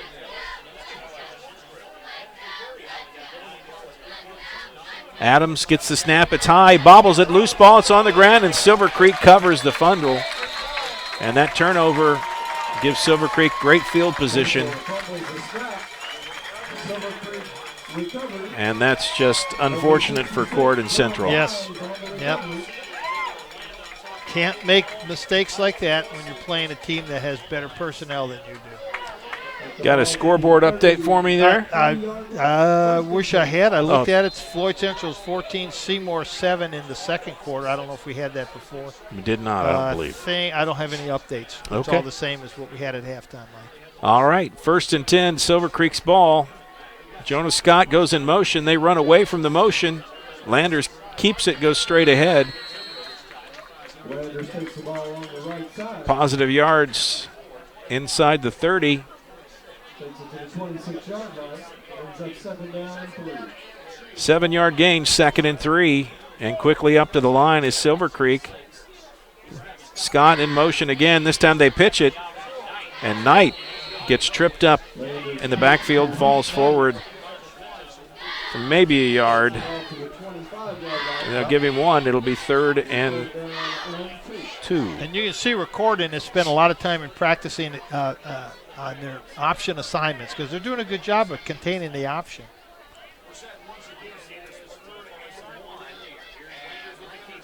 And that play, they once again try to run up behind the fullback lead, and the quarterback never really gets anywhere. He'll lose a yard. It'll be 4th and 3 in 4-down territory. Ball to 26-yard line. And they got Gatlin in at quarterback. Heath Knight, the tailback. Gatlin keeps it. Oh, he's got some room. And he'll have a first down across the 20 down to the 15-yard line. 1st and 10, Silver Creek.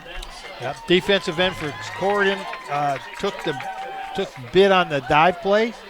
Why he would do that? Because he's never going to make that tackle. But he sucked way inside, and, of course, the quarterback pulled it and had a nice run. Good read by Gatlin. Gatlin stays in at quarterback. Knight behind him. 1st and 10, ball on the 15-yard line. And a handoff to Knight, and that was miscommunication. Clearly, they weren't running the same play. Well, and the two Corydon defensive linemen, defensive tackle and defensive end, were in the backfield. They just overpowered the blocker for Silver Creek. Great penetration that time by the D-line from Corydon Central. 2nd down and 12. Loss of a couple yards. Gatlin under center. Quick pitch. Messer the carry, and down to the 10-yard line where it'll be 3rd down. That was actually Ben Landers on the carry. Landers is everywhere today. He's quarterback, he's halfback, he's linebacker. They spot it at the 11-yard line, so it'll be 3rd and about 7. LaShawn. Big guy in wow. There. LaShawn Mays carries it. Big guy. He's getting more playing time and taking advantage of it. He'll get a touchdown in the scorebook. He's only a freshman. And he is a good-looking young man. When we were down on the field, I was kind of eyeballing him, and he is a good-looking freshman. And this extra point's brought to you by Hussing Mechanical Contractors, family-owned, providing plumbing, HVAC services, reliable energy solutions that meets the needs of businesses, industries, and governments. It's Hussing.com, and it's McIntyre.com. Yep. Extra point is good. 3 seconds on the clock. And we'll get a kick here to start, to kick it off, and then it'll be fourth quarter. Once again, a fumble mistake gives Silver Creek good field position, and Corydon can't overcome it. 21-0. Silver Creek over Corydon Central. That score probably wouldn't surprise too many folks if you're just tuning in, just catching up with us. But Corydon Central has not played a bad game tonight. No, they haven't. We've seen other teams play in Silver Creek that just kind of collapsed. Really one of the best games we've had all season. We have to dial all the way back to game number 1 when Silver Creek defeated Charlestown right here as we kicked off our coverage and they kicked off their season. 14-13. Good ball game. Messer had the long punt return that won the game for him. Couple of minutes left in the game. Yep. McIntyre back to kick off again. 3 men deep for Corydon Central. And that goes to Drew Smith, I believe. Oh, nice tackle. Smith thrown to the ground by LaShawn Mays. Yeah. The freshman. A touchdown and makes the play on the kickoff.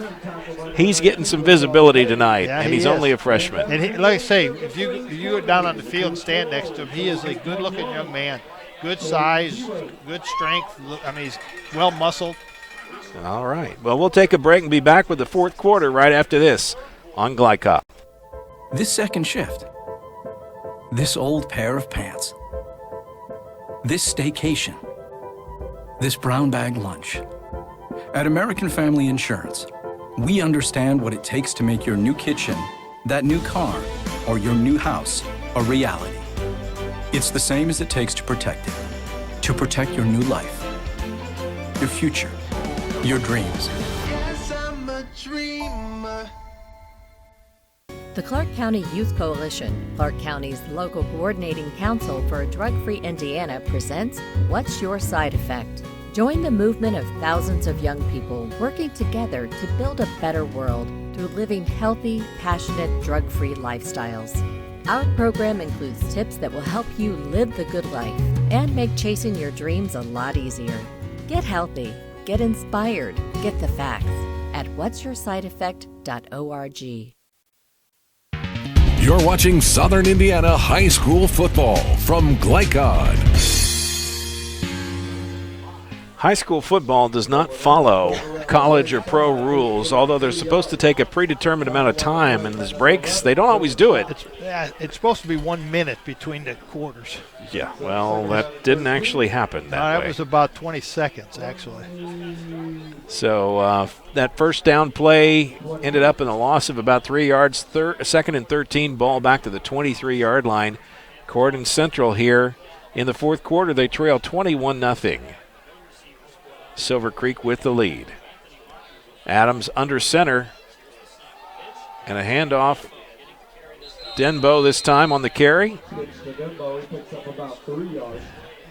Back to the original line of scrimmage. Not much more than that. 3rd and 10. And one of those pregame talking points was they've got to get ahead of the chains. They've been behind the chains all night. All night long, yeah, right. And a lot of it has to do with Silver Creek's defense. So we talked about Silver Creek looks just not the same Silver Creek team we've seen several other times this year. But their defense does. Their defense hasn't missed a beat tonight. 3rd and 10. Ball to 26. Money with the carry.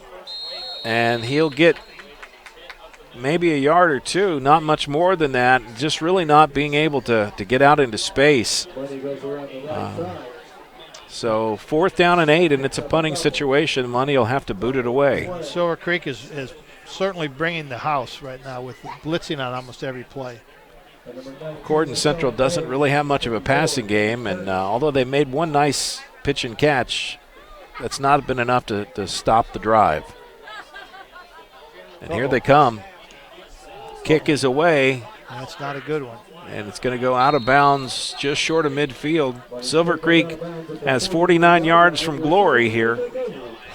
21-0 the score, 10.5 minutes in the ball game.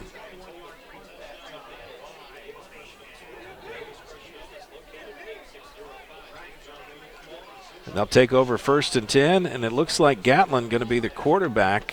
Yep. And Landers is still in the game. He's going to be one of the wing backs probably.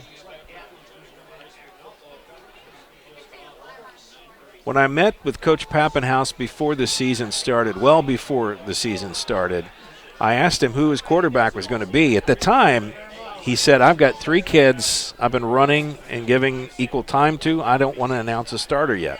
Huh. Handoff is to Landers. He makes a break. Yep. Now it's a foot race. Will they catch him? No, he's going to win that foot race. 49-yard rumble. Ben Landers goes the distance for the touchdown. And that will put the final nail most likely in the coffin for Corydon Central. Yep. So you were saying he had during summer practice he had 3 kids playing quarterback. 3 kids playing quarterback. Dylan Myers, obviously. Yeah, Ben Landers and Bryson Gatlin. And they've all gotten some significant playing time this season. He was probably wise to hold those cards close to his vest. Yeah, well, and now he's going to have a dilemma next year. Kick is up, and it's through. He's going to have a dilemma next year. How's he going to keep 3 quarterbacks happy? I don't know. Well, they're all going to play. The key there is all 3 kids are going to play, whether one's a quarterback and that one's a halfback and one's a wingback. They're all going to be players because they're all good players. 28-0 your score. 4th quarter action here. 10 minutes, 22 seconds to go in the ball game. Silver Creek aiming for an 8-1 regular season campaign. That would be pretty significantly good for Coach Pappenhouse. He'd love to put that on his wall for year number 1. Yep, great way to start your career as a head football coach. And with the graduation 2 years ago, Silver Creek had that fantastic team with a really strong defense and went deep into the sectional until they ran into East Central. Yeah. They had a significant graduation. Last year they came back, another really solid team. Silver Creek just keeps finding ways to win on the field. They have some good-sized linemen. Both Coach Dablow, when he was their coach, and now their athletic director, and Coach Pappenhouse are quality coaches, quality young men. Short kick. Woo. And the return man lost his footing, and lucky he didn't get hurt. Lucky he lost his footing. Denbo on the return. They'll bring it out across the 25 to about the 26, 27-yard lines where they'll start 1st and 10. So Silver Creek's got a good mix of some pretty good-sized linemen, some size, and some speed, and some really good speed and good quickness from their players. So, I think the future is bright for them for a long time. 1st and 10. Adams under center this time. Quick pitch to the right. Money cuts it up a little sooner this time and gets out across the 30 to the 32-yard line. Nice gain on 1st down. 5-yard that time on the carry, and that's a rare 1st down positive yard play. Yeah, Jake Lucas coming off. Looked like he may have a stinger. Yeah, kind of. He's rubbing his right shoulder. So we'll just let him look at that. Yeah, he probably doesn't need to be back in the game anymore. Under 10 minutes to play in the ball game. 28-0 your score. Silver Creek in control now. Handoff. Money runs straight ahead. Well, that was Denbo this time. I'm trying to tell them apart by their socks. Well, but they're number 23 and number 24, so they're pretty close together. They're close in size, close in build, close in number, and they wear alternating socks is the only way I can tell them apart. Denbo has a black left sock, and Money has a black right sock. That's the only difference you can tell. Yeah. Martin on the snap, and he drives ahead and picks up about 6, maybe 7 on the carry, and all of a sudden, Corydon Central moving the ball. Might have some second-team defenders in there, perhaps. Got a few new numbers in there I haven't seen. Yeah, they do have some new numbers in there. Clean jerseys. Nice gain on that carry. 2nd down and 3, ball at the 49-yard line. Corydon Central would love to get the goose egg off the board. Straight ahead. Oh, nice run. That's Anthony Martin again. He's just a freshman. But he keeps running like that, and he's going to be a starter as a sophomore. Yep, he sure is. Inside the 40 to the 37-yard line. 1st and 10. Yeah, and Carson Beal took a pretty tough shot there from the running back. Not only did Martin pick up yards, he delivered the blow at the end of the run. He did. 1st down and 10. Martin running at a fullback type position, 3 men in the backfield, and the snap never got to the quarterback. Very seldom is the center offside. Ben Blues came out of there with the ball. But the center, everybody moved except the center. Yep. And he missed it. And that's the reason why the center is the most important position on the football team. Is that what it is? Yes, because unless he moves that ball, nothing happens. 1st and 15. Pitch to Denbo, trying to get to the left side, beats one man, back to the line of scrimmage, and flung out of bounds. That's a penalty. That was unnecessary. Not sure, I can't see the number, but that really was unnecessary. The runner was out of bounds already. Yeah. I think that would be a good learning point for Coach Pappenhouse to talk to that young man. Oh, wait, they say it's against Corydon. No, I'm sorry, it's against Silver Creek. Yeah. You're right. Yeah, here he is. Coach Pappenhouse is going to coach him up now. 1st down on that 15-yard penalty, and another break for Corydon Central on this drive. Ball on the 23-yard line. This is the closest they've been to the red zone all night. Yeah, that young man's a senior. He should know better than that. Close to the 20-yard line, Money on the carry. He'll pick up positive yards. Give him 3. It'll be 2nd down and 7. Ball at the 20, and that puts him in the red zone.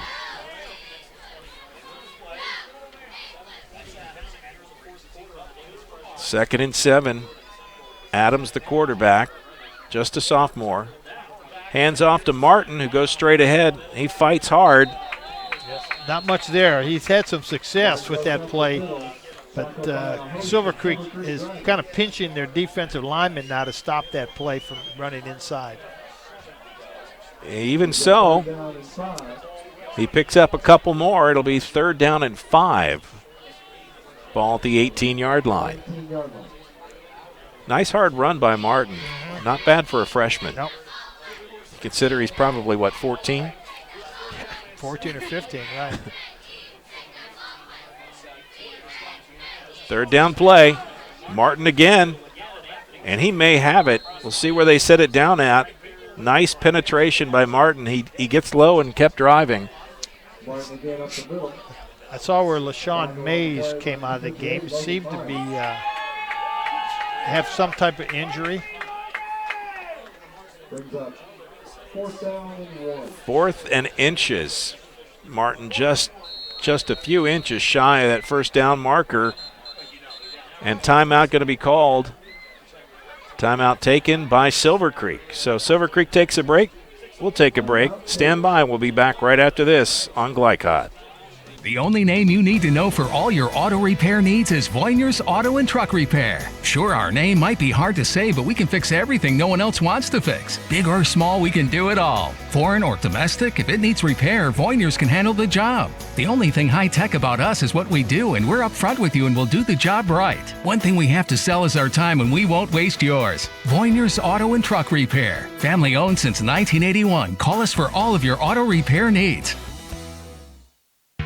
You're watching Southern Indiana High School football from Glycod.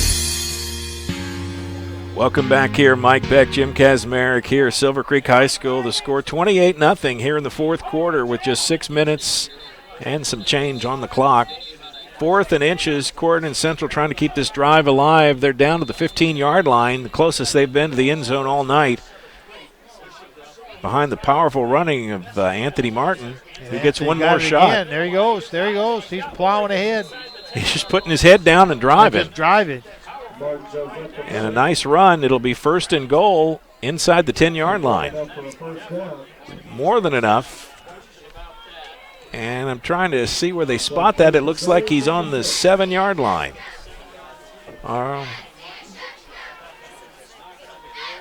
Scoreboard says 6. My eyes see 7. I can't tell. It's pretty close. Silver Creek playing for a little bit of pride here, trying to get a stop.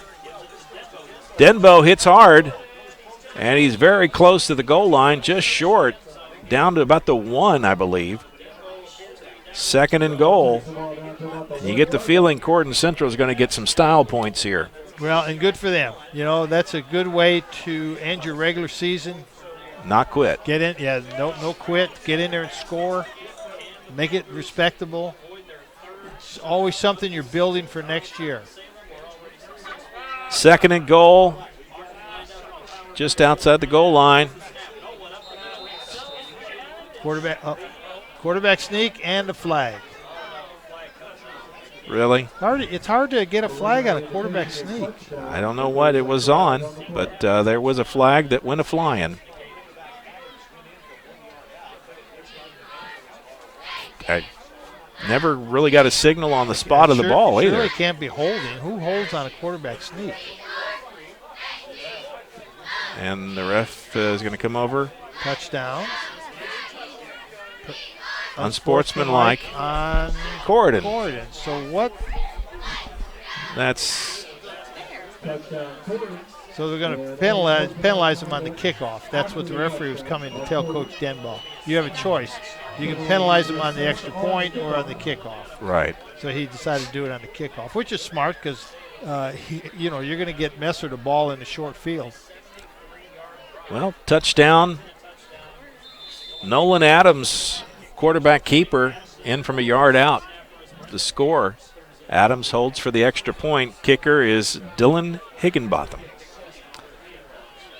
Snap and the holder there. Oh, good kick. Mr. Higginbotham pops it through. Nice and high. 28-7. The 5-minute mark, just a few seconds. And they'll be kicking from their 25-yard line instead of their 40. So that should get Silver Creek good field position, even if they don't get a return.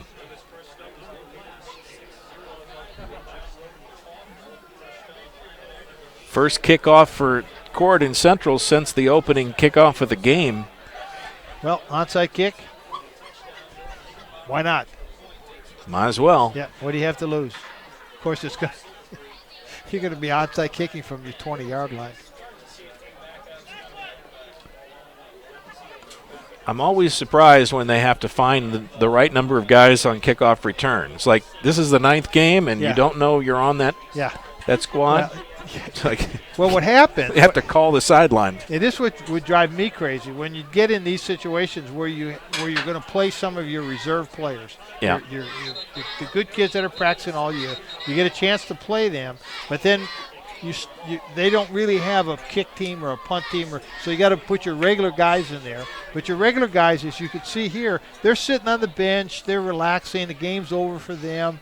So all of a sudden, I need the first punt team back out there, and these guys are sitting over here chit-chatting about where they're going to, what pizza parlor they're going to after the game. Heath Knight's over there sitting on the bench with a drink with an umbrella in it. Yeah, and that's right. He's relaxed. He's relaxed, and now it's you say first punt team, and First Putty, that sounds familiar. Is that me? Oh, that's me. Oh, well, get someone else. I'm tied up right now. Yeah.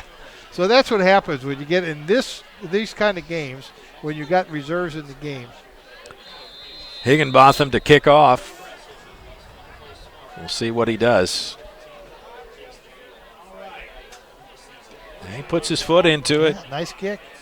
Taken at the 30-yard line by Easton Messer. Wrong guy to kick it to. You never want to kick to him. Wrong guy. He cuts it back. Great return. Yep. And they say he stepped out of bounds, but he got it back inside the 40-yard line. Wrong guy to kick it to. That was in our keys. Don't kick it to Messer. It's harder to do than it sounds. You'd think that you just kick it the other direction, but sometimes in high school, that ball goes where it wants to go. Yeah, right. Kind of like my golf game. The kicker goes to the sideline. The coach is going, I said not to kick to him. He goes, I didn't, coach. I did. Ball just went there. Just went there. Ball spotted at the 38-yard line. It'll be 1st and 10, short field for Silver Creek with 4:55 to go in the ball game. A lot of new faces, and the one player wasn't even set. Oh, we got a lot of flags. 3 flags. It's Aiden Roberts, the sophomore, who was in at wideout, and he did not get set at all. And therefore, the penalty, it'll be a 5-yard penalty. He's excited. He's getting his first varsity playing probably this year, so he's excited about it. And a lot of new faces in the offense for Silver Creek. Their starting lineup is on the sidelines. Who's playing quarterback? I'm not sure. 32, I believe. Cole Davidson is a sophomore. And he's listed as a quarterback. He did. And he was actually warming up. I saw him throwing passes before the game. So we're going to see the next wave of Dragons get some playing time here. And they lost the ball. Bad exchange. And the ball down at the 30-yard line, 31-yard line. Loss of 3. It'll be 3rd down and 13. Now, Cole probably didn't get a chance to warm up with the center. That's one of the things you should have been doing over here on the sideline. I'm going to put you in a quarterback, get a center, and take some snaps. Yeah.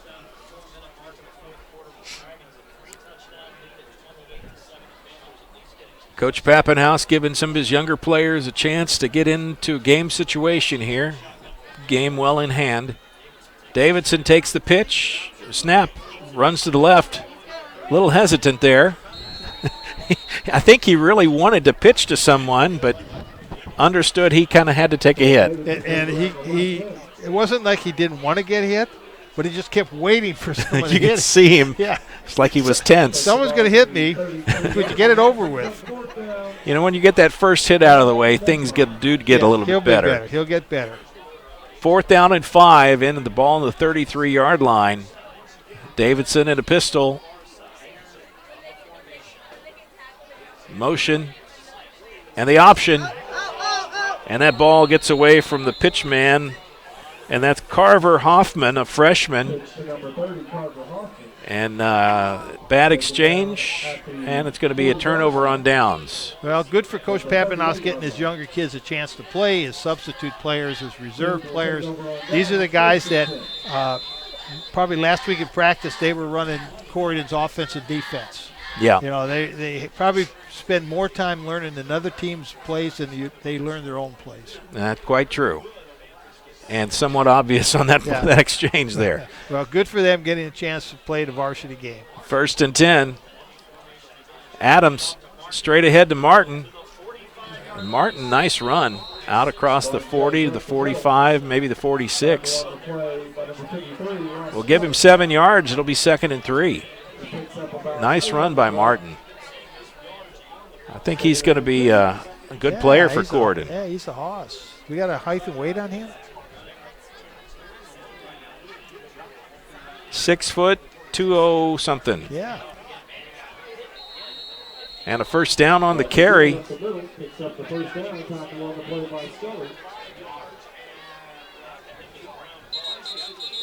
And we got an injured player coming off for Silver Creek. He gets to the sideline. Well, we said 3 in and 4 came out. Oh, here it comes. Here comes the other one. Cole Davidson the backup quarterback now in on defense. Playing linebacker. That must be a tradition at It's a Silver thing Creek. here at Silver Creek. Yeah. 1st and 10. Ball at the 49-yard line. Pitch to Denbo. Trying to use his speed. Oh, hurdles. Nice run down inside the 20-yard line. And it'll be first down, Corydon Central. Getting some beauty points here. Now they spotted at the 21-yard line, but a nice run by Denbo and a nice hurdle move. It was a good hurdle move. Yeah, you know, it's becoming more common now. You see that more and more. The players hurdling. Now, it looks good, but it's very dangerous. Yeah, you're very exposed. Yes. Martin straight ahead. Inside the 20. Nice run. Pounding ahead. Clock down to about 2 minutes and some few seconds here. They'll give him 5 on the carry. Ball down to the 16-yard line. Corydon Central trying to punch another one in here before time runs out. Here we go. Money trying to stay in bounds. No, he's out on the 1. 2. They mark him at the 2. Couldn't quite get to the end zone, and that'll stop the clock with a minute 40-something. First and goal, Corydon Central. I guess he must have gone out of bounds. His clock is stopped. Give it to that big fullback. Let him, the freshman kid, punch it in again. Well, there he goes. That's what they do. Touchdown. Martin gets the touchdown, 2 yards out. And no unsportsmanlike penalty yet. No penalties. Well, give it time. It's been the story of the game tonight. Yeah, right. Higginbotham in to kick the extra point. Nolan Adams, the quarterback, will hold. And they could cut it to 2. 2 scores, that is. Snap and kick. Good. Look really sharp. Yeah.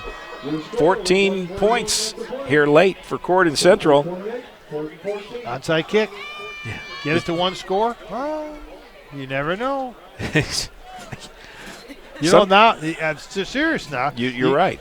So now these starters have all been sitting on the bench just chilling, relaxing, watching the game, cheering for the reserve players, and they're really not into it. And now all of a sudden you got to go, I got to get back in the game because we're only up 1 touchdown. It's sometimes not as easy as it sounds. Right. Because you're mentally checked out. We'll see if Corydon Central is going to try the onside kick. They really have nothing to lose at this point. Why would you not do it? Looks like they got the hands team in there for Silver Creek. Messer and Trey Shane, the 2 deep. Yeah, not really. Backs. Not really. Well, they're kind of expecting it, but it doesn't look like Corydon's actually lined up for an onside kick either. Well, we'll see what happens here. Yep.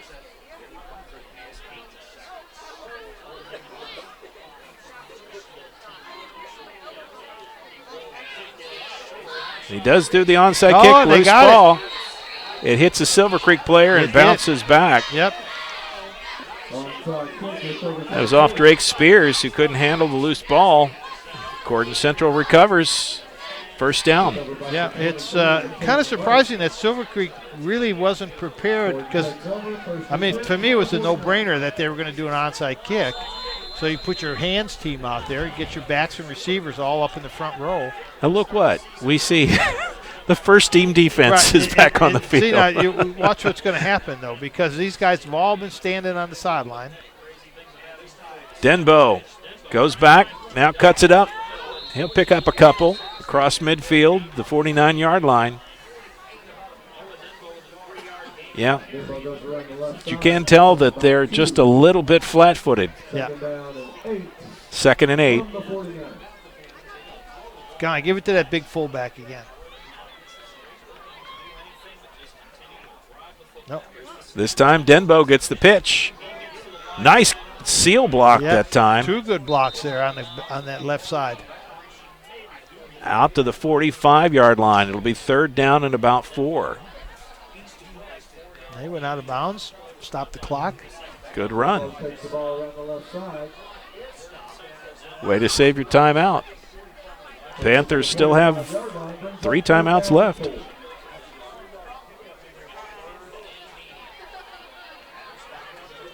Adams, this time to Money, trying to find a room. Not there. Really good job by the keeping leverage. That left side of that defense did a wonderful job of feathering that play all the way into the sidelines. Loss of a yard. It'll be 4th and 4, and this will be perhaps the last hurrah for Corydon Central. Showed a lot of character here in the second half. They did. Could They have did. easily folded. Quick pitch. Hey. Houston von Schmitu gets the first down, ball down to the 35-yard line. I am so glad that he caught that. You had to pronounce his name again. Von Schmitu. Yeah, that's not a name you Call see every timeout. day. You got a timeout. Call timeout. Give your kids one more chance. Adams going to pitch it. Denbo cuts it up. Now Still bounces cutting. back around. Still cutting. Still moving. And he's down. Timeout. Was it a timeout No, taken? First down, so they stopped the clock on the first down. 1st and 10. Ball inside the 25 to the 24. And they'll snap one more play. Maybe. They get it off. He threw a pass, but there's no one out for the pass. And the quarterback goes to the ground, and that's going to be the end of the ball game. Final score, Silver Creek 28, Corydon Central 14. We'll take a break and be back with more right after this. Our post-game coverage starts in just a couple minutes. Stay with us, folks. We'll be right back. Dr. Carter's office. Annette speaking. How may I help you? From your very first call through your dental exam and recare appointments, the warm personal care from Dr. Todd Carter and his friendly staff at Carter Family Dentistry will put you at ease. Dr. Carter can take care of you and your family's dental needs, from gentle cleanings to complex procedures. Call Annette or Joyce today at 812-944-5155 and see why 5 generations of patients still return to Carter Family Dentistry, located on Mount Tabor Road in New Albany. I'm a bunch of wind. And just like your stomach after that strip mall sushi, well, I'm a bit unpredictable. Let's redecorate. What's the matter, Tanya? I thought you loved being spontaneous. I do. And if you got the wrong home insurance coverage, I might break the bank too. So get Allstate and be better protected from mayhem, like me. Call Jeffersonville Allstate agent Packy Page today at 812-282-2970. Subject to terms, conditions, and coverage selected. A proud supporter of the Providence Pioneers and Southern Indiana High School athletics, Mack Construction is a second-generation company that provides quality workmanship in heavy civil construction, asphalt, and streetscape while maintaining focus on worksite safety and productivity. Put Mack Construction's nearly 40 years of award-winning service to work for your project. For more information, visit MackConstruction.com. Mack Construction. Experience. Reputation. Solutions. Hi, this is Sheriff Jamie Knoll of the Clark County Sheriff's Office reminding you to please buckle up, wear your seatbelts, and refrain from texting while you're behind the wheel. Your safety is our priority. Enjoy the game. Tonight's post-game recap is brought to you by Clark County Sheriff Jamie Knoll. If you have crime information to report, contact the Clark County Sheriff's Office tip line at 812-280-2276 or email tips@clarkcosheriff.com.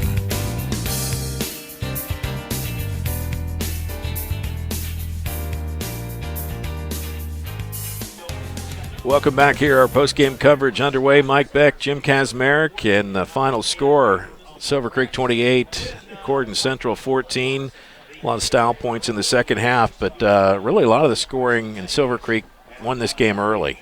Right, and but these, I'm sure Coach Pappenhouse is going to get them ready for next week, but wasn't one of the best performances that we've seen, and I think this is our 4th game we've seen Silver Creek. It this is. year. We had them 4 times. Yeah, so this was not their best performance. But they won, and that's the bottom line is you put a W on the column, and you're 8-1, and you go into a really, really tough game next week. All right. Well, they've got to figure out some things. Any thoughts on?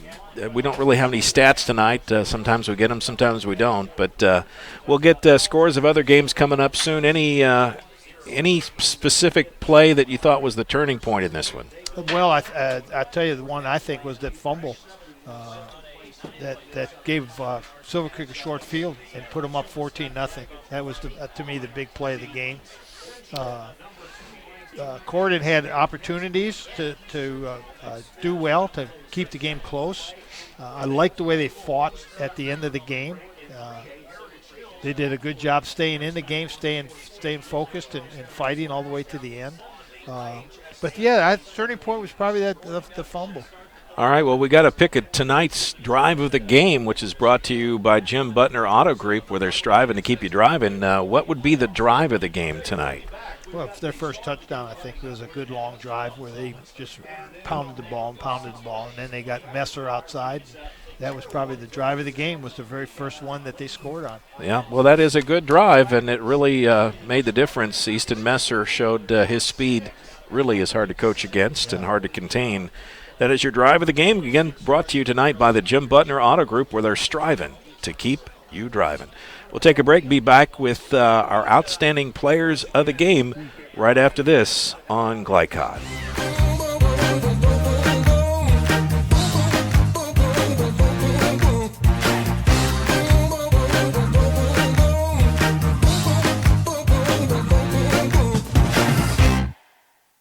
Doug and Maureen hope to travel the world as missionaries in some of the most remote nations. We honor them for their work. Thanks, guys. Bill and Frank have served the country with honor during the Vietnam War. Bill has 2 Purple Hearts. Thank you both for your service. We're truly honored to serve a generation that's really made a difference. For more information about American senior communities, please visit us at asccare.com. The only name you need to know for all your auto repair needs is Voinier's Auto and Truck Repair. Sure, our name might be hard to say, but we can fix everything no one else wants to fix. Big or small, we can do it all. Foreign or domestic, if it needs repair, Voinier's can handle the job. The only thing high-tech about us is what we do, and we're up front with you and we'll do the job right. One thing we have to sell is our time, and we won't waste yours. Voinier's Auto and Truck Repair. Family owned since 1981. Call us for all of your auto repair needs. Hey, who are you? Oh, hey, Jeff, I'm a car thief. What? I'm here to steal your car because, well, that's my job. What? What? What? What? What? What? What? It happens. And if you got cut rate car insurance, paying for this could feel like getting robbed twice. So get Allstate. And be better protected from mayhem. Like me. Call Jeffersonville Allstate agent Packy Page today at 812-282-2970. Subject to terms, conditions, and coverage selected. What if I told you that one group had relationships that ran the media gamut and could cross-promote your business accordingly? For a creative, solutions-driven approach, email info@glycod.com or call 502-551-5027. You're watching Southern Indiana High School football from Glycod.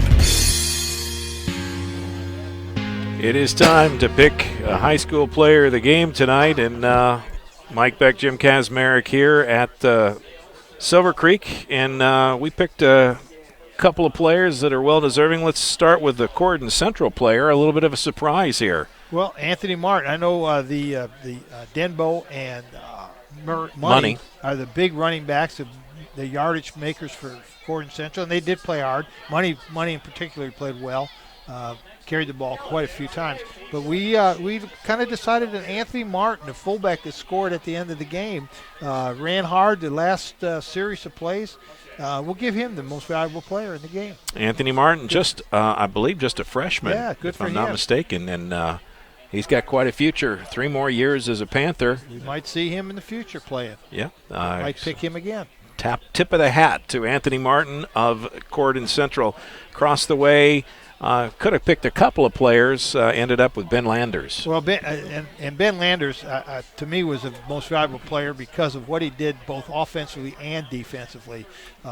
Especially when they started blitzing him, he really became a force on defense. So we'll give it to him mainly for what he did on defense, but as a two-way player, as a quarterback and a linebacker, I think he deserved to be most valuable player. All right, well, tonight's most outstanding players are brought to you by Allstate Insurance agent Packy Page. He's a proud supporter of high school sports, and you can visit Packy for a free quote in Jeffersonville or at Floyd's Knobs, or just call him at 812-202-7271. For more information on tonight's winners, you can get a listing of all the area's winners on glycod.com. That's the place for all the information, glycod.com. Stand by. We'll take another break and be back with final thoughts on this one, scores of other games, and a look ahead to next week. All still to come on Glycod. I'm a bunch of wind. And just like your stomach after that strip mall sushi, well, I'm a bit unpredictable. Let's redecorate. What's the matter, Tanya? I thought you loved being spontaneous. And if you got the wrong home insurance coverage, I might break the bank too. So get Allstate and be better protected from mayhem, like me. Call Jeffersonville Allstate agent Packy Page today at 812-282-2970. Subject to terms, conditions, and coverage selected. Dubuque County Fair is about to get its face melted! Yeah! 1 second. I guess their faces are safe. This is the... Shut up, Jeff. Yeah, Jeff, shut up. Shut up, Jeff. I don't need your help. Just like what happened in Pittsburgh. Never mention Pittsburgh! When you need to be there, you need an Interstate, the car battery auto techs prefer. Come by Interstate Batteries, 1510 Production Road, Jeffersonville.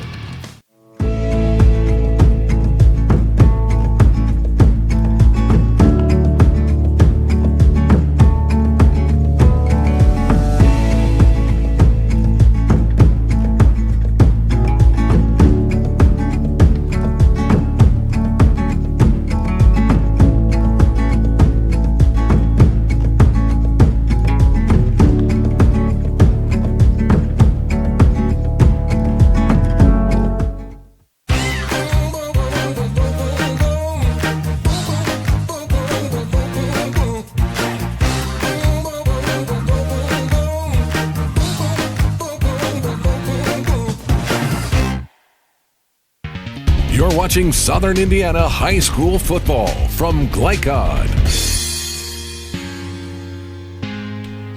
Mike Beck, Jim Kazmarek here, getting ready to put a bow on this one, put it to bed for the night as the cool air starts to filter in. Yeah, it's gotten chilly. Warm season started here in Silver Creek. It's kind of cool here as we wrap up our Southern Indiana coverage anyway. Doesn't seem like it was 9 weeks ago when we started this. It doesn't. It goes by so quickly. It does, you're right. Final thoughts on this game here. Well, let's look at scores from other games before we do that. Okay, first, other scores, we have Floyd Central 21, Seymour 7. And that's the end of the third quarter. Charlestown has defeated Eastern 35-6. B&L, Bedford North Lawrence is making a comeback against Jeff, and it's not Jeff 20, B&L 16, and that's at the end of the third quarter. And New Albany is way in front of Jennings County, 42-14, and that's in the fourth quarter. And Linton Stockton has beaten Providence 35-0, and that's at Linton Stockton. Wow. Okay. Well, that is kind of a roundup of Southern Indiana football. If you want scores from other games, Glycod, of course, is the place to be, glycod.com. Final thoughts on this one? Well, first of all, I'm impressed that Corydon hung in there and fought all the way to the end. The score, 28-14, pretty much indicates the way the game was played, but I was Corydon's coach. I'd be proud of my players that they fought and played hard. Defensively, they did a pretty good job of containing a pretty potent Silver Creek offense. Silver Creek, I think, still had the effects of last week, especially offensively. Lights came on. Defensively, Silver Creek played well. Offensively, they just didn't seem to be in sync the whole game. So Coach Patton House got that past him now. We don't have to worry about that because now they're focused on the playoffs and one of the better teams in the state of Indiana. In East Central, yeah. So a big game next week for Silver Creek as they take it on the road, and they're going to have to find a way to get it firing on all cylinders if they want to get a win. Yeah, and in Indiana, every game next week, all throughout the entire state, is a big game because it's going to be the end of the season for half the teams in the state of Indiana. It's one and done, yeah. And it's that time of year. Well, folks, that's going to do it for this week, and we can look ahead to next week. You've got one more game before you're having knee surgery, and you'll be leaving us. But our last work together will be next week, or our first look at Oldham County. We haven't seen the Colonels yet this year, and they play GRC, which is in Winchester, Kentucky, where we discovered. Yeah, George Rogers Clark High School. Yeah, and I had to abbreviate because it wouldn't fit on the screen. Well, I think everybody calls them GRC. Yeah. And should be a pretty good ball game. They'll be playing there in Buckner at Oldham County High School, and that's where we'll be. Coverage begins at 7 p.m. Kickoff is at 7:30, and we hope you'll tune in next week for that. Final thoughts here. I guess we've said pretty much everything we need to say. So, well, final thought is it just seems like this has gone so quick that 9 weeks ago we were out here for the Charlestown game, and it was 95 degrees, and the stadium was packed. The stands were packed. The track was packed. We had a wonderful game, and it was a great way to kick off the season. And here we are 9 weeks later, and it's gone. And, yeah, season is pretty much done on the Indiana side. Postseason starts next week. Well, we'll be at Oldham County next Friday night. And until then, you have yourselves a great weekend. I got to read some things here. Got my papers turned around. For the most in-depth coverage of Southern Indiana High School sports, visit glycod.com. Join us next week at Oldham County. Tonight's executive producer has been Steve Bird, graphics by Ashton Beck, Will Harper on the camera. Final score once again at this one, Silver Creek 28, Corydon Central 14. For Jim Kazmarek, I'm Mike Beck saying good night from Silver Creek. We'll see you next week. Till then, God bless. Take care and have yourselves a great weekend. This has been Interstate Batteries Southern Indiana High School Football. Interstate Batteries, outrageously dependable since 1950. Tonight's game was presented by Jim Butner Auto Group in Clarksville, striving to keep you driving. And it was also brought to you by the Clark County Youth Coalition. Get inspired, get the facts. Visit what'syoursideeffect.org. By Allstate agent Packy Page, he puts you in good hands. And by Clark County Sheriff Jamie Knoll and Centra Credit Union. For schedule information about our upcoming broadcasts, visit our website, glicod.com, Facebook and Twitter @Glycod. We thank you for tuning into this live sports presentation from Glycod.